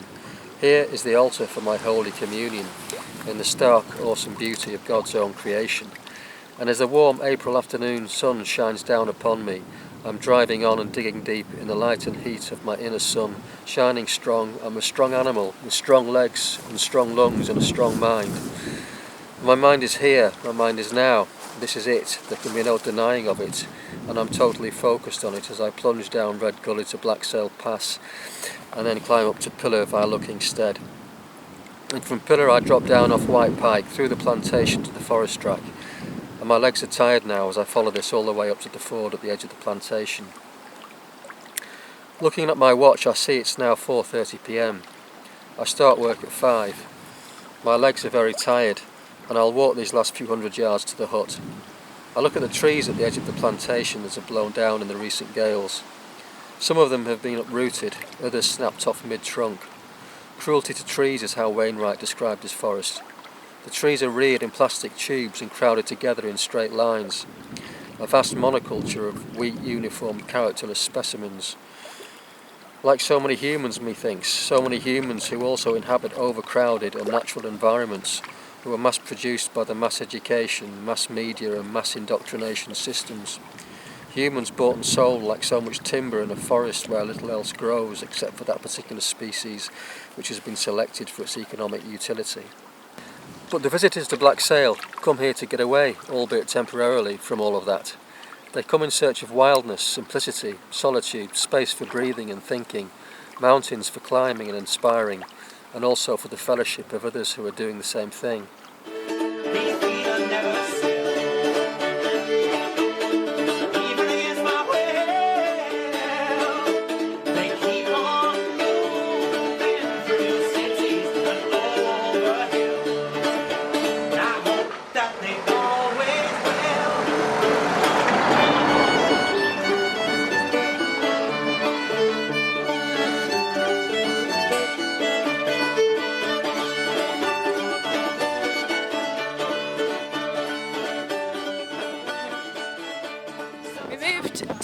In 2000, and at that point it had already been split, so from Rowton House and Rowton Cottage, which was the Jacksons' holiday cottage.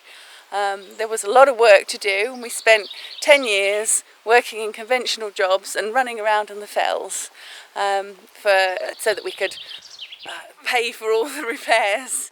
It wasn't all just hard work. We had some fun moments. A particular note was when Danny Boyle, the film director, filmed 28 Days Later in the valley, and everybody got involved, and our role was to supply electricity and a home for all the technical people. Some people worry about the weather living out here, and as well as the rain, we have had a few years where we've been snowed in. So we have learnt to use snow chains, but in the beginning we had to use skis to go out to the co-op and get Christmas dinner. The major foot and mouth outbreak in 2001 as opposed to 2007 was really a national problem, but particularly in this West Coast area it was It had a major effect certainly on the agricultural sector, but it also meant that most of the access routes were closed so that people couldn't even access the fells or get into the upper part of the valley. I remember the dreadful pyres. I remember the plumes of smoke where they were burning whole herds of cows at a time. And yeah, it made me think back to the previous outbreak that'd been in the late 1960s when I suppose if it was 67, I was 10 years old.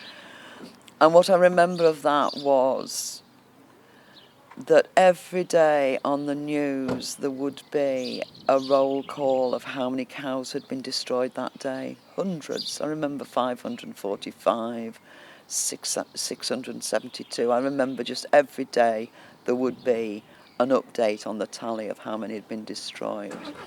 And I do remember talking to the Jacksons about it at the time in the 2000s, because as I understood it, there was an inoculation that could be given to cows against foot and mouth.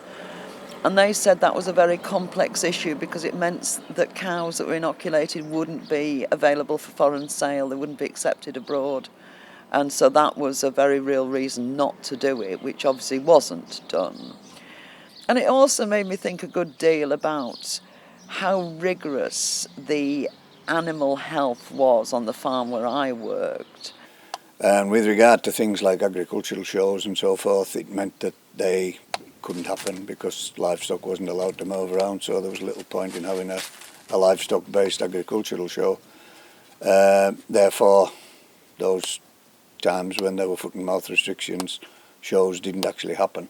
Yeah, well, Ennerdale show actually originally started as a horticultural show. It didn't have an agricultural element to it. It was a flower show, flower and vegetable show, for around 2 years, I think, and then they decided they would make it into the full-blown event. But it was originally very much focused on what the community was at that time, which was agricultural. So since sort of the 80s, the early 80s, things have changed quite a bit. The people within the community have had less to do with agriculture and possibly more to do with Sellafield and some of the West Coast industries. So the show's kind of evolved to suit their needs. So it's now, although it's still an agricultural show and has one of the best attended sheep events in the county, it no longer has any cattle. The restrictions and requirements from the government with regard to having cattle and people in the same place got a little bit complicated, so that didn't happen. We had to drop the cattle events. Show jumping, which used to be really, really popular, became quite expensive and less people were doing it. So that actually didn't happen either. No longer happens.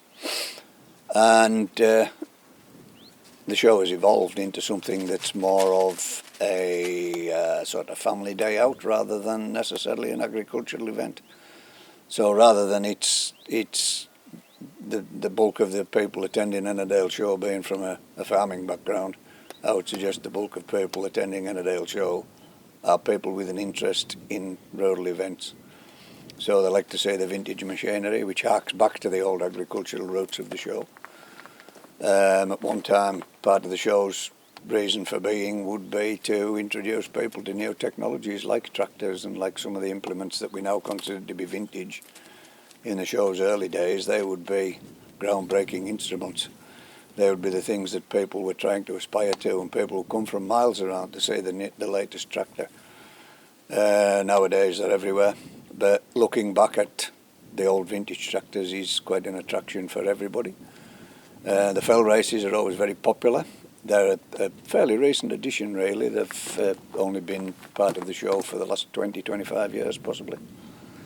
Hound trailing, of course, pretty much exclusively West Cumbrian hound trailing. Doesn't really happen to any great extent anywhere else. But it's always been a major part of Ennerdale show, and is now increasingly interesting to people who have never seen it before, but seeing it in its full glory at Ennerdale show, we do try to make a bit of a spectacle of that type of thing, is quite an attraction. And of course we have the Cumberland Westmoreland wrestling, which is increasingly popular. Used to be the cornerstone of most agricultural shows, and then during the 70s, 80s, 90s, it kind of lost its... People weren't involved with it quite as much, but in the last 20 years it's really come back to prominence, and lots of people interested in wrestling. And for those people who've never seen it before, it's actually really entertaining, and they really enjoy it. But having said that, the show still has some of its old, of its original kind of exhibits in the form of the traditional shape, so the Herdwick shape, all prepared for showing in their with their readied coats and polished faces. They're quite a spectacle in their own right, and I think people really do enjoy watching those local farmers, those of us that still remain, exhibiting the best of our livestock, and it's also a really popular social event. You know, it gets people together from all walks of life.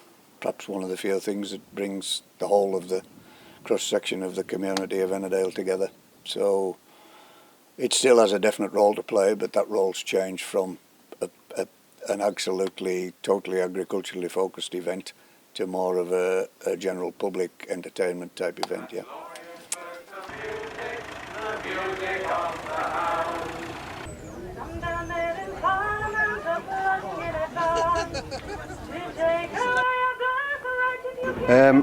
We've again had a very successful show. We've been very well supported by all our local exhibitors and people from farther afield as well. We've had a tremendous turnout of spectators today. It's unfortunate that we haven't been able to have a full show because of the foot and mouth restrictions, making it impossible for us to have shape on the field. But we hope to be back in full swing next year. It's been very gratifying that so many people have rallied round. We do thank everyone for coming and helping us on these somewhat hectic days, but we've managed to get it over with this year again. And I would just say we've had probably one of the best shows that we've ever had, despite the restrictions that have rather curtailed our efforts. The show's nearly over. What's next for you? The show is nearly over. I think Andrew and myself, Andrew is still writing things behind me. I think we would both probably enjoy a can of beer, possibly more than one can of beer. My wife and I were married up here, married in Maryport actually, 1962, a lot of years ago, and we came back up to the Lake District frequently because we love the place. We rented originally the cottage, Bowness Cottage down by the lake, did that for a bit, and then realised as we saw these new bungalows being built in the village that we might be better, if we could afford it, buying one of them, which we duly did right just after 1970. And we've used that frequently. Our large family have used this bungalow frequently for their holidays. And then when I retired from general practice, we decided to make this our home, or Ennerdale our home, and here we are since.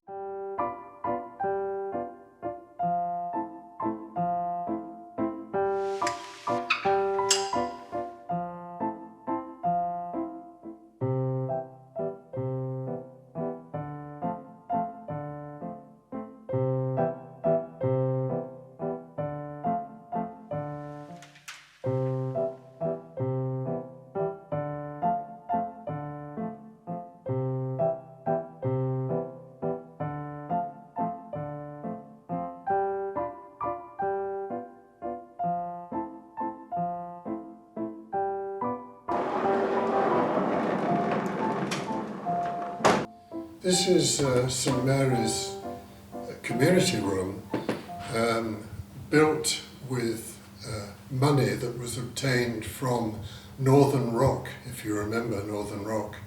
About £80,000 was donated, and this the result.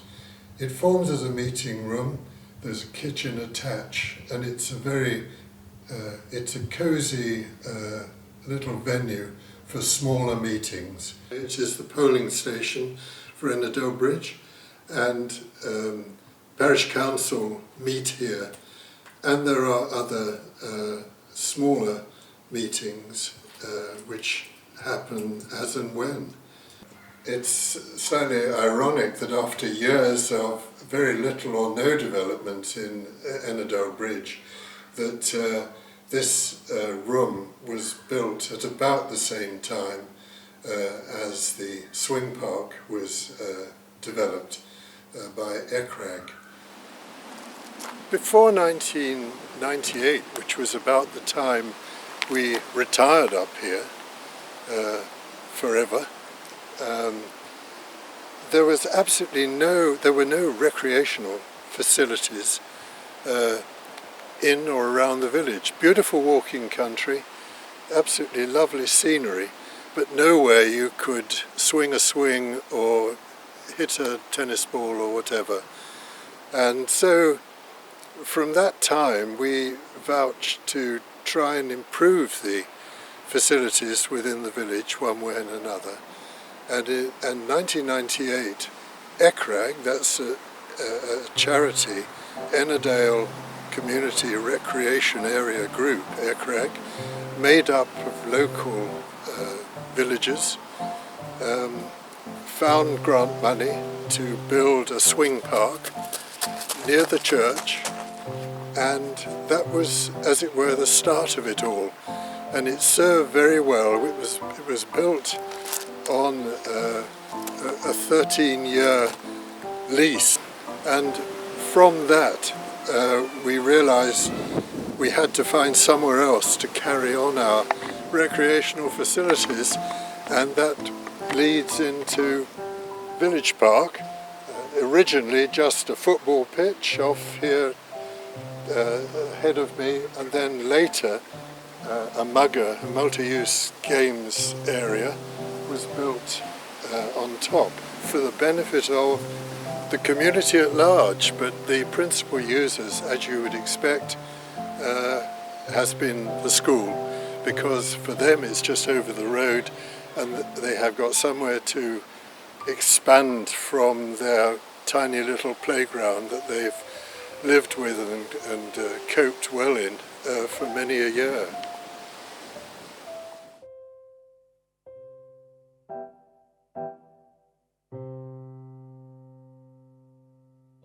The village was in decline, basically. The shop had closed, the pub had closed, the post office had closed, and so on, and people were fairly desperate. But under the leadership of the parish council, over a prolonged period of time, they put together a plan about what they wanted to do about it. And the first on their list of priorities was give us our pub back. And we simply offered them a device for reopening the pub, and that was to create a cooperative, for them to buy shares in their village cooperative and to use that money to raise the £67,000 that was initially needed to do all the work to get the pub reopened. So whilst everybody else went to the pub and enjoyed themselves, I started on trying to deliver the remainder of the short list of ideas that emerged from the parish council consultation. And the net result essentially is the Gather. Yeah, that was a really exciting time working with Pete on the Gather and the parish council to find that sort of location. And there was a lot of location looked for, and it was sort of in planning for quite a few years, during which time we as a local team here made sure that site didn't get sold as part of sell-offs that were happening elsewhere in the country. We had to sort of hide it from our organisation to make sure that it wasn't sold. And it was really good that eventually we were able to work with the community to develop a plan for the Gather. And it's great that a lot of the Gather uses timber, which is something we wanted it to reflect the forest. And it's great that we as an organisation can lease that land to the community at a very low rent. It's just £1 a year, which I don't think we ever take, because it does so much for the local community having that place there, and for us as well as a place to promote what we do in Ennerdale, and meet the community in the room upstairs. It's a really important place and been great to be involved in that. It's a huge success, a great resource for the village. It's a focal point for the community, it's a focal point for visitors. It is a quality provision, and the stuff that goes on upstairs, music, drama, flower arranging, tai chi, you name it, the place is busy more or less 7 days a week.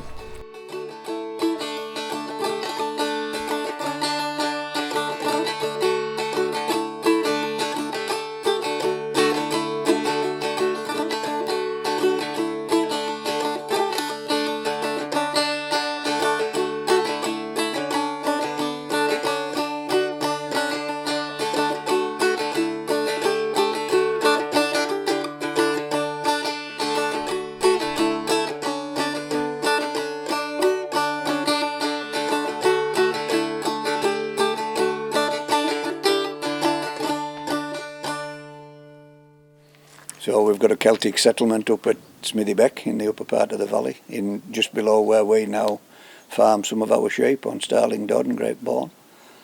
Those original Celtic settlers were displaced by Vikings, but a combination of the two farming systems that both of those cultures operated still exists. So yeah, we might say is whizzing about now on quad bikes and in big trucks and tractors and so forth, but fundamentally we're doing the same as our Viking ancestors. You know, the fact that much of the land in the Ennerdale Valley is accessible is partly down to the fact that it's managed, it's farmed, you know, it hasn't become overgrown. There's a balance, obviously, between letting nature, making space for nature, but also making space for ourselves. We are a species within nature, the human being, and farmers, I think, are probably it's a profession that's probably as close to nature as we can really get, even, you know, bearing in mind that now it is a profession. Being an ecologist or a conservationist can be deemed to be a job now, and quite rightly so. But farmers, I think, were the original conservatives of the Lake District, and some of this West Coast plain as well. And what we do today is not massively different to how it established itself around the 8th, 9th, 10th centuries.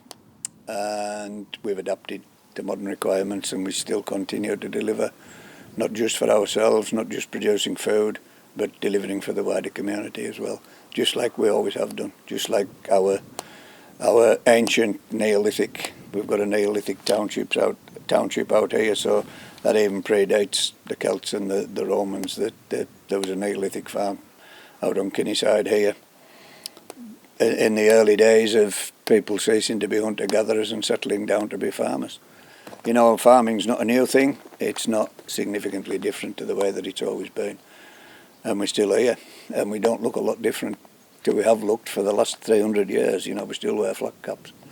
Yeah. Winter digging. The feel of wood warm to my hand, the heave of the body's lever. This heavy loam holds more than the weight of winter rain. I carry compost, cover it until the tines shine silver for the buried season's seedbed, that the frost and sun will consummate. Always the land continues. Blisters, muscle ache, a clinging shirt are less than tokens of old toil. And yet, how close and tight the fit of earth in fingernails, the bond with those who bred me. So I feel it's important to spend at least some of my time, and other people do as well, it's not just me that does it, to actually try and impress with the general public and government and local authorities and all the other people that have an interest in the rural landscapes, so all the kind of rural stakeholders, as we call them now, understand what we're trying to do and appreciate that it's actually very much part of what this landscape is about, and it's actually a vital part of how it moves forward. So we need to retain it, we need to make sure that it happens and continues to happen in a way that is sustainable, in a way that is financially viable, and in a way that actually suits modern requirements in terms of conservation management. So I feel it's important that we try and do that. And because I have the benefit of having time on my hands, my son's taken over most of the farming activity really, I spend quite a lot of my time trying to promote these type of things to other people. And as a consequence, I get various recognition. I was awarded an MBA in 2012 for my services to agriculture in general, but hill farming in particular. But I think I feel I get a bigger buzz, actually, if some of my farming contemporaries, or particularly if it's some of the next generation of farmers, encourage me to continue trying to do it. Because they equally feel it's very important that we continue to retain these systems. And it's very gratifying actually that some of what I've done has been recognised. And as I say, there's lots of other people doing it. But I do feel really encouraged when other farmers, and particularly the next generation, encourage me to continue doing it. And sometimes we have little successes, and that's really very pleasant when you feel as though something that you've been trying to do for quite a long time has actually sunk in, and with the people that you've been trying to promote it to, and that's I think very gratifying, very enjoyable. But yeah, we can have all the awards we want, can't we? But actually, what we would really like to do is be part of this community, be part of the wider agricultural hill farming community in the Lake District, and help to be something that maintains it and keeps it going, because it is under threat, even though it's been around for such a long time and been a very big part of all these rural communities. Ennerdale, no different to any of the other rural communities. It would be a great shame if we lost it. It's taken years and years to evolve and to develop into the system that we know today as hill farming, as upland farming in the Lake District. Generations for it to evolve. It could be lost overnight with one government directive or some major incident that caused it to be no longer sensible to do it. It could be lost forever. So I think we have to be very careful how we deal with it. We have to be very careful what we do with it. And we have to be very careful about how we actually get the message across to the wider farming community, the wider public, just how important it is. It is actually vital to the existence of these areas surrounding these rural communities. Absolutely vital. So the Creative Ennerdale project in 2019, had two aims really. One was to revive the whole kind of tradition of the Merry-Knit and try and get something happening again. And also it was to try and tell a story of the valley that was maybe kind of known and underneath the surface, but didn't necessarily, wasn't necessarily on, something that everybody knew. The story of the Anglers Hotel and its history, and it was great. We pulled both of those things together. So the Merry-Knits gradually grew into this kind of final sharing where people worked on a script, but they also worked on a song cycle, and then we told a story as part of the Merry-Knit of this fictionalised last night of the Anglers Hotel. I wasn't there. I'm sure people that work can tell me it wasn't quite like that. But it was nice to be able to create something that kind of had that sense of the kind of creativity that would be within the community. And then since then, what the Merry-Knits have done is really spurred on lots of other creativity as well. So there are new bands forming. There are people finding different ways of being creative. You've started a band with some of your women singer friends as well. Yeah, we decided that as we enjoy singing together, we would get brave enough to do something and perform at a Merry-Knit, because it's a really supportive environment in there. And that was just huge fun. And we really enjoy the rehearsing and the performing. And then quite a few other people have formed different groups. And there's a lot of overlap. So 2 people from a 4 group will be with another 2 from another group, and each of the groups sound so different. Yeah, Yeah, it's just brilliant. And different people seem to come out of the woodwork each time we have one. You know, somebody will come and go, well, I've kind of write poetry, but I've never really done it.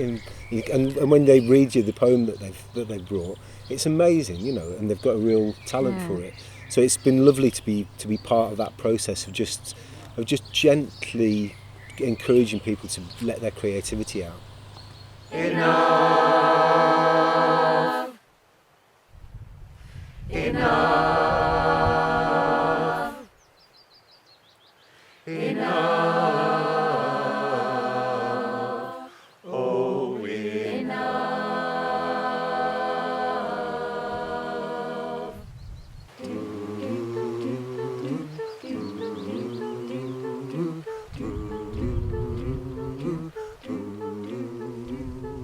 Enough to hear the names of the fellows others hear the red pike, fields and flowers, Provost, Swan, Fittimer, Gallantly and Cross, farms and their people, how Hollins and how Southside, Burkitt, Rolling, Williamson. Enough, oh,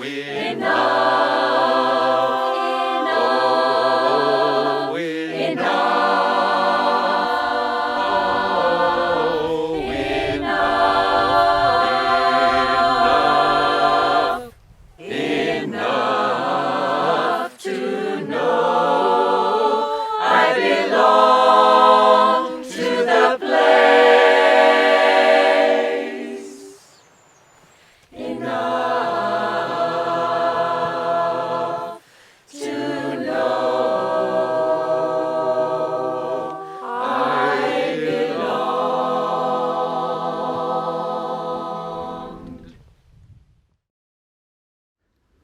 Team 13 support the station, Crowsdale, Ennerdale. Been doing it now for about 7 or 8 years. Started off with just a few of us, and now seen in advance of 100 people up there.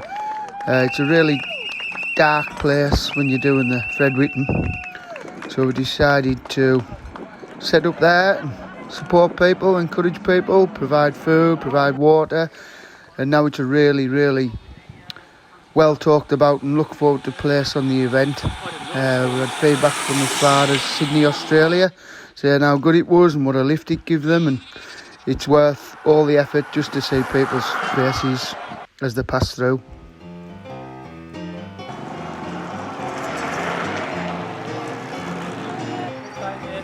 Keep tight in. All clear. All clear.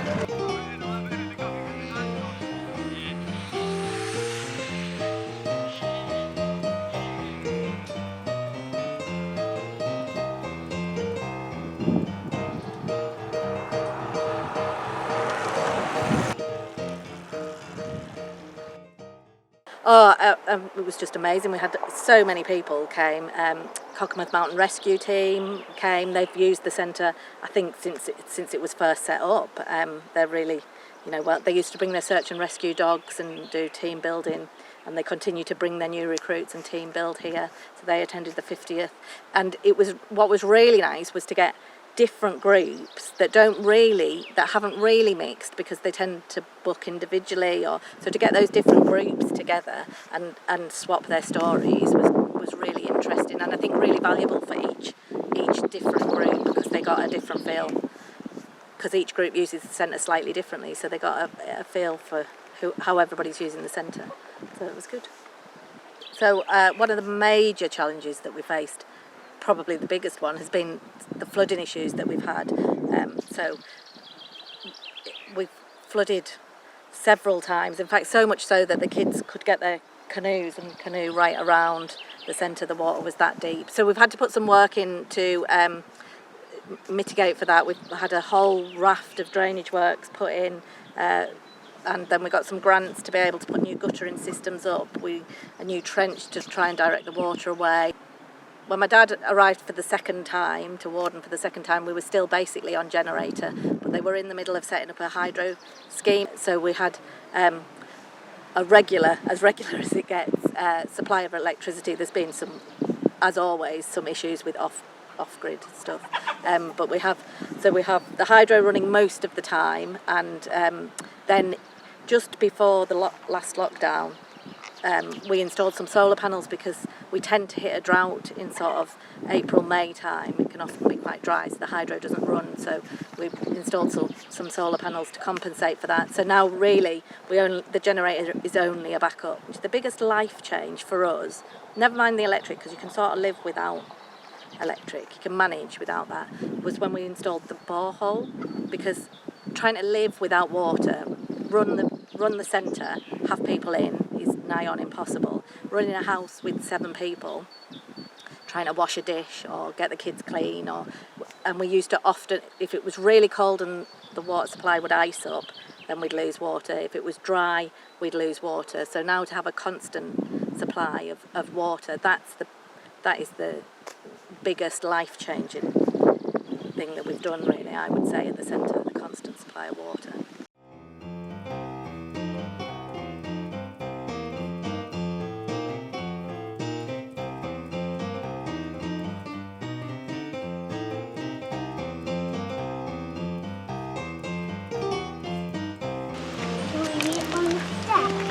Karen?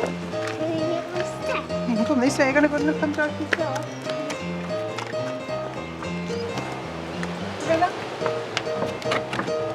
Hello. Sorry. Hello there, all right. Hello. How long have you been getting your deliveries then? Well, since the pandemic started, haven't we? Aye. The March, just as it... Yeah, as it started. March 2020. Yeah. So I've kept it up. Yeah. Yeah. Every week without fail. Yeah, every week. What was your thoughts then when the pandemic hit? About... Rubbish! It's in you should have on the film. How have you found getting the boxes then? Everything's been fine. I think for 2 years I think we had one bad apple. Yeah, I mean, interestingly, the NHS and the Queen's reign run almost side by side. The NHS was only formed 3 years before the Queen acceded to the throne. And so there is a strange parallel between those two facts, really, and the immensity of change that has gone on meanwhile, both for her as a monarch and for the NHS. And when my father came here in 1951 as the first generation of NHS doctors at Whitehaven, it was an entirely different world of medicine, unbelievably different. There were still, at that time, what they called fever hospitals, isolation hospitals, so dispersed hospitals throughout the region for tuberculosis, for diphtheria, for all sorts of highly contagious endemic illnesses. Quite locally to here at Galemire, which is just near Moorrow, so a mere matter of 8 miles away. That was a fever hospital. Even in my childhood in the 1960s, my father was responsible for that hospital. And people from this valley and this locality were taken there for treatment in isolation from the general population because what they had was so highly contagious. So that is just a world of difference. We don't talk now much of tuberculosis, or tubercule, actually, as the old doctors called it, tubercule they called it, which was endemic in the population here. There were other very, very serious illnesses that we don't often think of now, generally because we have inoculation for them, things like tetanus. This area is what they call a tetanus black spot, where the spores of tetanus lie in the ground in enormous density compared to other areas, and as such, people working on farms or in gardens did run the risk of what is a lethal illness. Farming is a hard trade, to put it mildly. You looked at old farmers of that generation who were aged early by toil, by standing out on a fell side dosing sheep in a howling gale. And I mean, there's plenty of those go on round here. So that sort of, we are better at treating the diseases of old age now, but in those days you would find cronky old men struggling to hold down a farm when they are basically crippled with arthritis. I feel very strongly that we should continue to retain our traditional skills and our traditional activities in the uplands, particularly the Lake District, but farming in general really. It is under threat continually for all sorts of different reasons, from world economics to conservation requirements to disease outbreaks. All sorts of things threaten agriculture. One of the most recent, not particularly in this area, but in some of the central lakes, is the tremendous upsurge in interest from visitors. So tourism, although it's great that people come to enjoy what we have here, it's a shame that in some ways they may be destroying some of what they're coming to look at.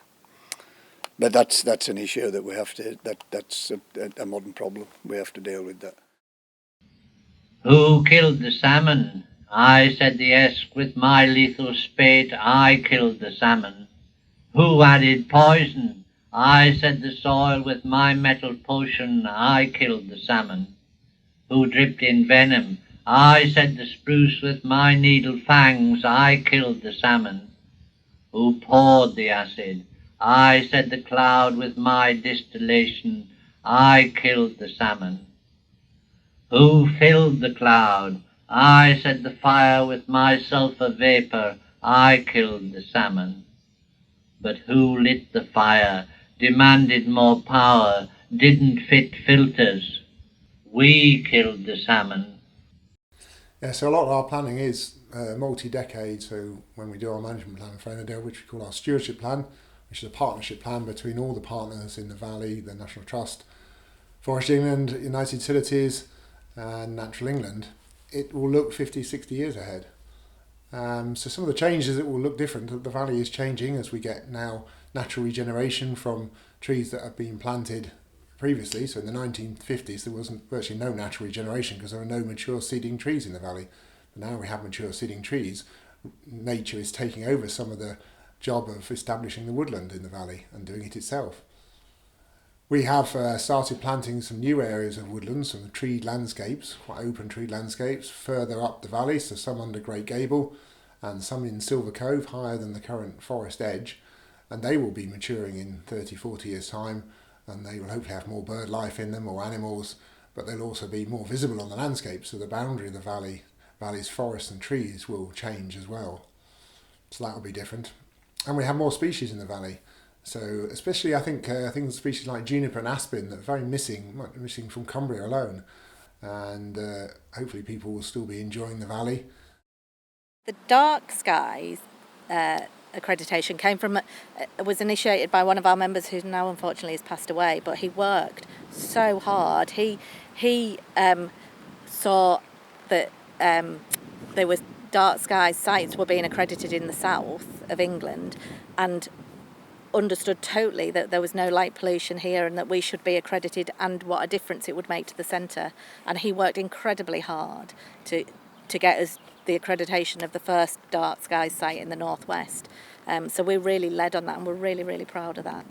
So and we continue, although they stopped because of COVID, we're just about to restart some dark sky events. We work with Cockermouth Astronomical Society and and some guys from Kendal who come out, and they do like a whole night of talks and presentations about dark skies, and you can ask them any questions, and it's just a really, really nice event, and a lot of local people come down and get to experience that. So yeah, we're just hoping to restart those. Going to restart those in October. So if anybody wants to help us with those, they're more than welcome. So in the 1950s, we saw Wroughton bring the first electricity to the valley with a hydro turbine, and now we're modernising again, and we have the first Tesla battery to provide electricity from solar panels on the roof for the whole of Wroughton Barn, and we've got a big tank for hot water and underfloor heating and an air source heat pump. Okay. Well, through here we have the bothy, which has some accommodation. Then outside we have the camping area. So campers all stay in this area. And how long has it taken to get to this point? Probably about, it's still going on, it's not really finished at all. Have you been involved in doing much of it? Yeah, I've been helping. And where were you at school? I go to Keswick School, and I went to Ennerdale for primary school. And you travel in every day? Yeah. And then up here we have the Wild Wool workshop.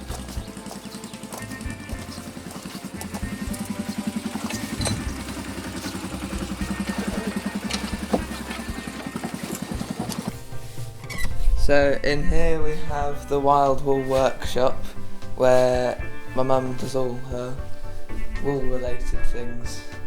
Don't really know what's going on in here, to be honest. Don't think she does either.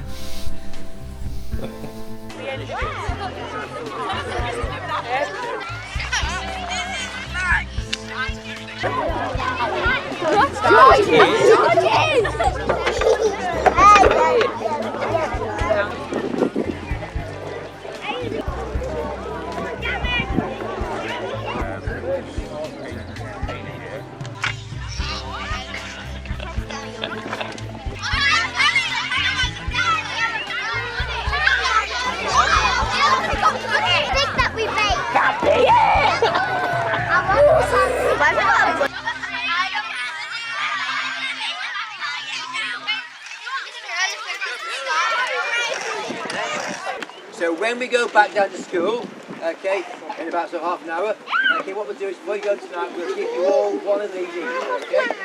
So, what do you want to do now? Play! Okay, right. What do you do next?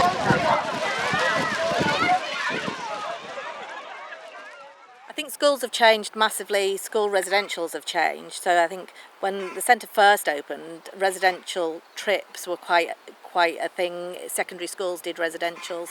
Nowadays it's really hard to get that sort of engagement from schools, and I think kids miss that social interaction, particularly post-COVID. I think they're going to miss that.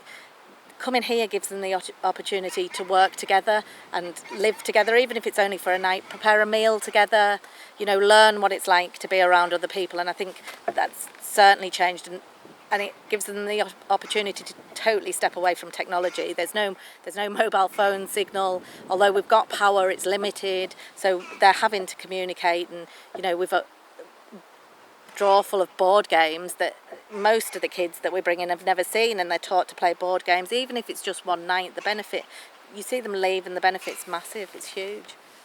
Because we mounted all the art for Ennerdale show, that went right round the tent, and they were on these boards that were lifted up and put down. It seemed a shame to take them all down. It was almost like we've got all this marvellous artwork that not everybody's been able to see. Let's do something special as a fundraiser for school. And so it was a full weekend and art. it was a whole weekend, wasn't it? Full weekend arts exhibition. We served teas and coffees, had a tombola, Sandwiches, soups, cakes, yes, I do things remember. to sell, and we had just had a wonderful time. Yes, and you did that first silk with the first year silk sixes. was, they were always year 6 projects. Yes, they were golden yes, time yeah, year yeah. 6 projects for each year. Yeah. So the first one, I think, well, it was autumn. You did it for the well, autumn, yes, and we used it, and then it was so successful, and the children enjoyed doing it so much that we we said continued year on we'll year. do another one. And I mean, there were big projects. We did one for each season, didn't we? In the end. But I mean, that was originally that was never the idea. Well, was it was in my head. Oh, was it? Okay. It was in my head. I just kept it to myself because that silk was quite expensive. What we used to do was, the year 6s then started to look forward to it in each year. So we used to get together and we would brainstorm ideas as to what we wanted on these silks. And they would do their individual little drawings, you know, say the autumn one, pumpkins and all the things, and fallen leaves and nuts and little mice and all kinds of things. There was always an angel in the corner that related to the season. And then, I mean, silk painting is not an easy thing to do with children. I would take their drawings and transfer them to the silk with gutter, which creates like a little well, so the silk paint stays where it needs to stay and doesn't spread right through the paint, through the silk. And golden time on a Friday afternoon, I call them to me in groups of about 3. Yeah. They do their little bit and off they'd go, and then it worked like that. And it was often more than a term, wasn't it? Yes. Because you know, they're big, and it would be to move it along. It would be a summer term project. A summer term project. Yeah. And but it's such a lovely sense of achievement when they were all done. So because Viv is president this year and will have a big stick and has to make a speech. Very special stick. A special stick that all presidents have. My idea was to take the silk paintings down. They've been there a long time and they could probably do with a refresh anyway, and put them up in the industrial tent as a background, because, you know, they wouldn't have happened if Viv hadn't been the head. And they wouldn't. No, they wouldn't. No, they were all part of our ethos. By 9 o'clock, a spate of livestock, flowers, produce for the tent, was funneling through the gate.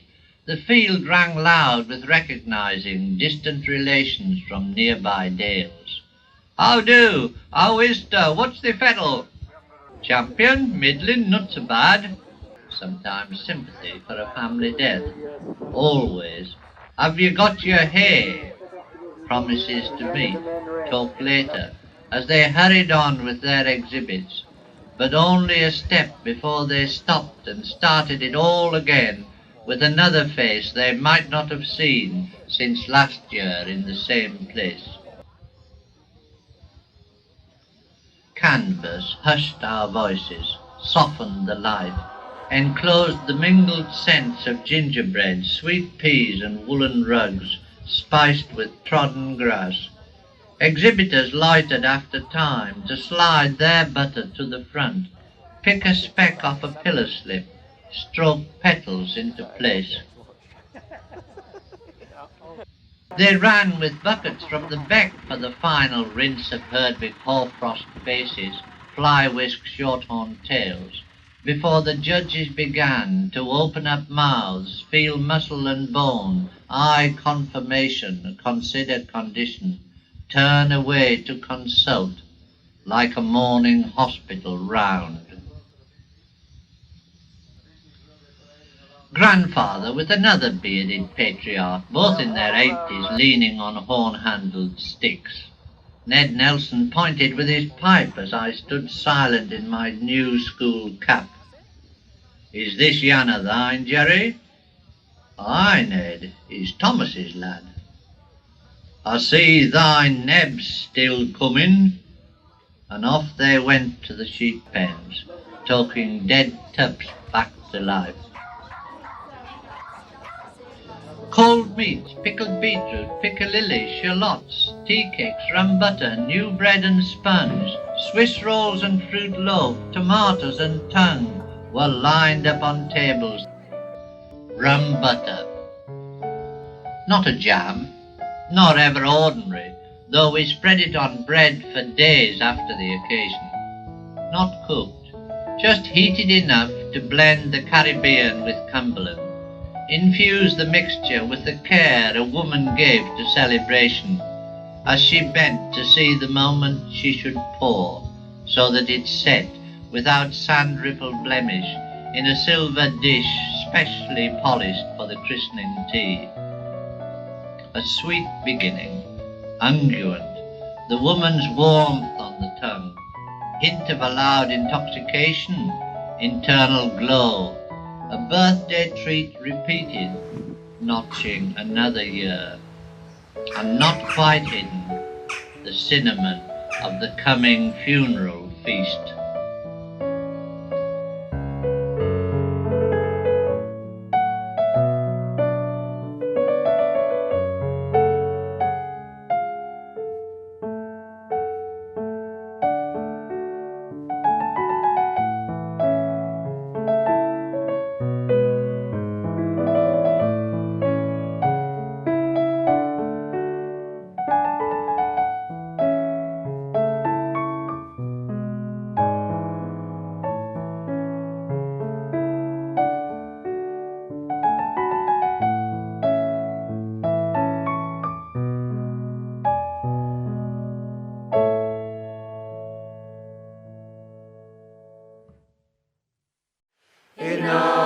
Enough. Enough. Enough. Oh, enough.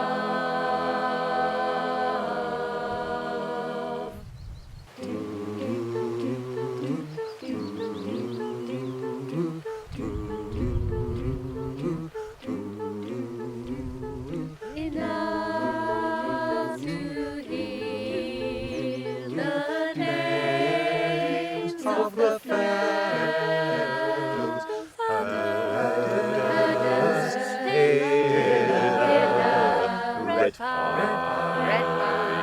red pike, fields and flowers, Provost, Swan, Fittimer, Gallantly and Cross, farms and their people. How Hollins and how Side, Burkitt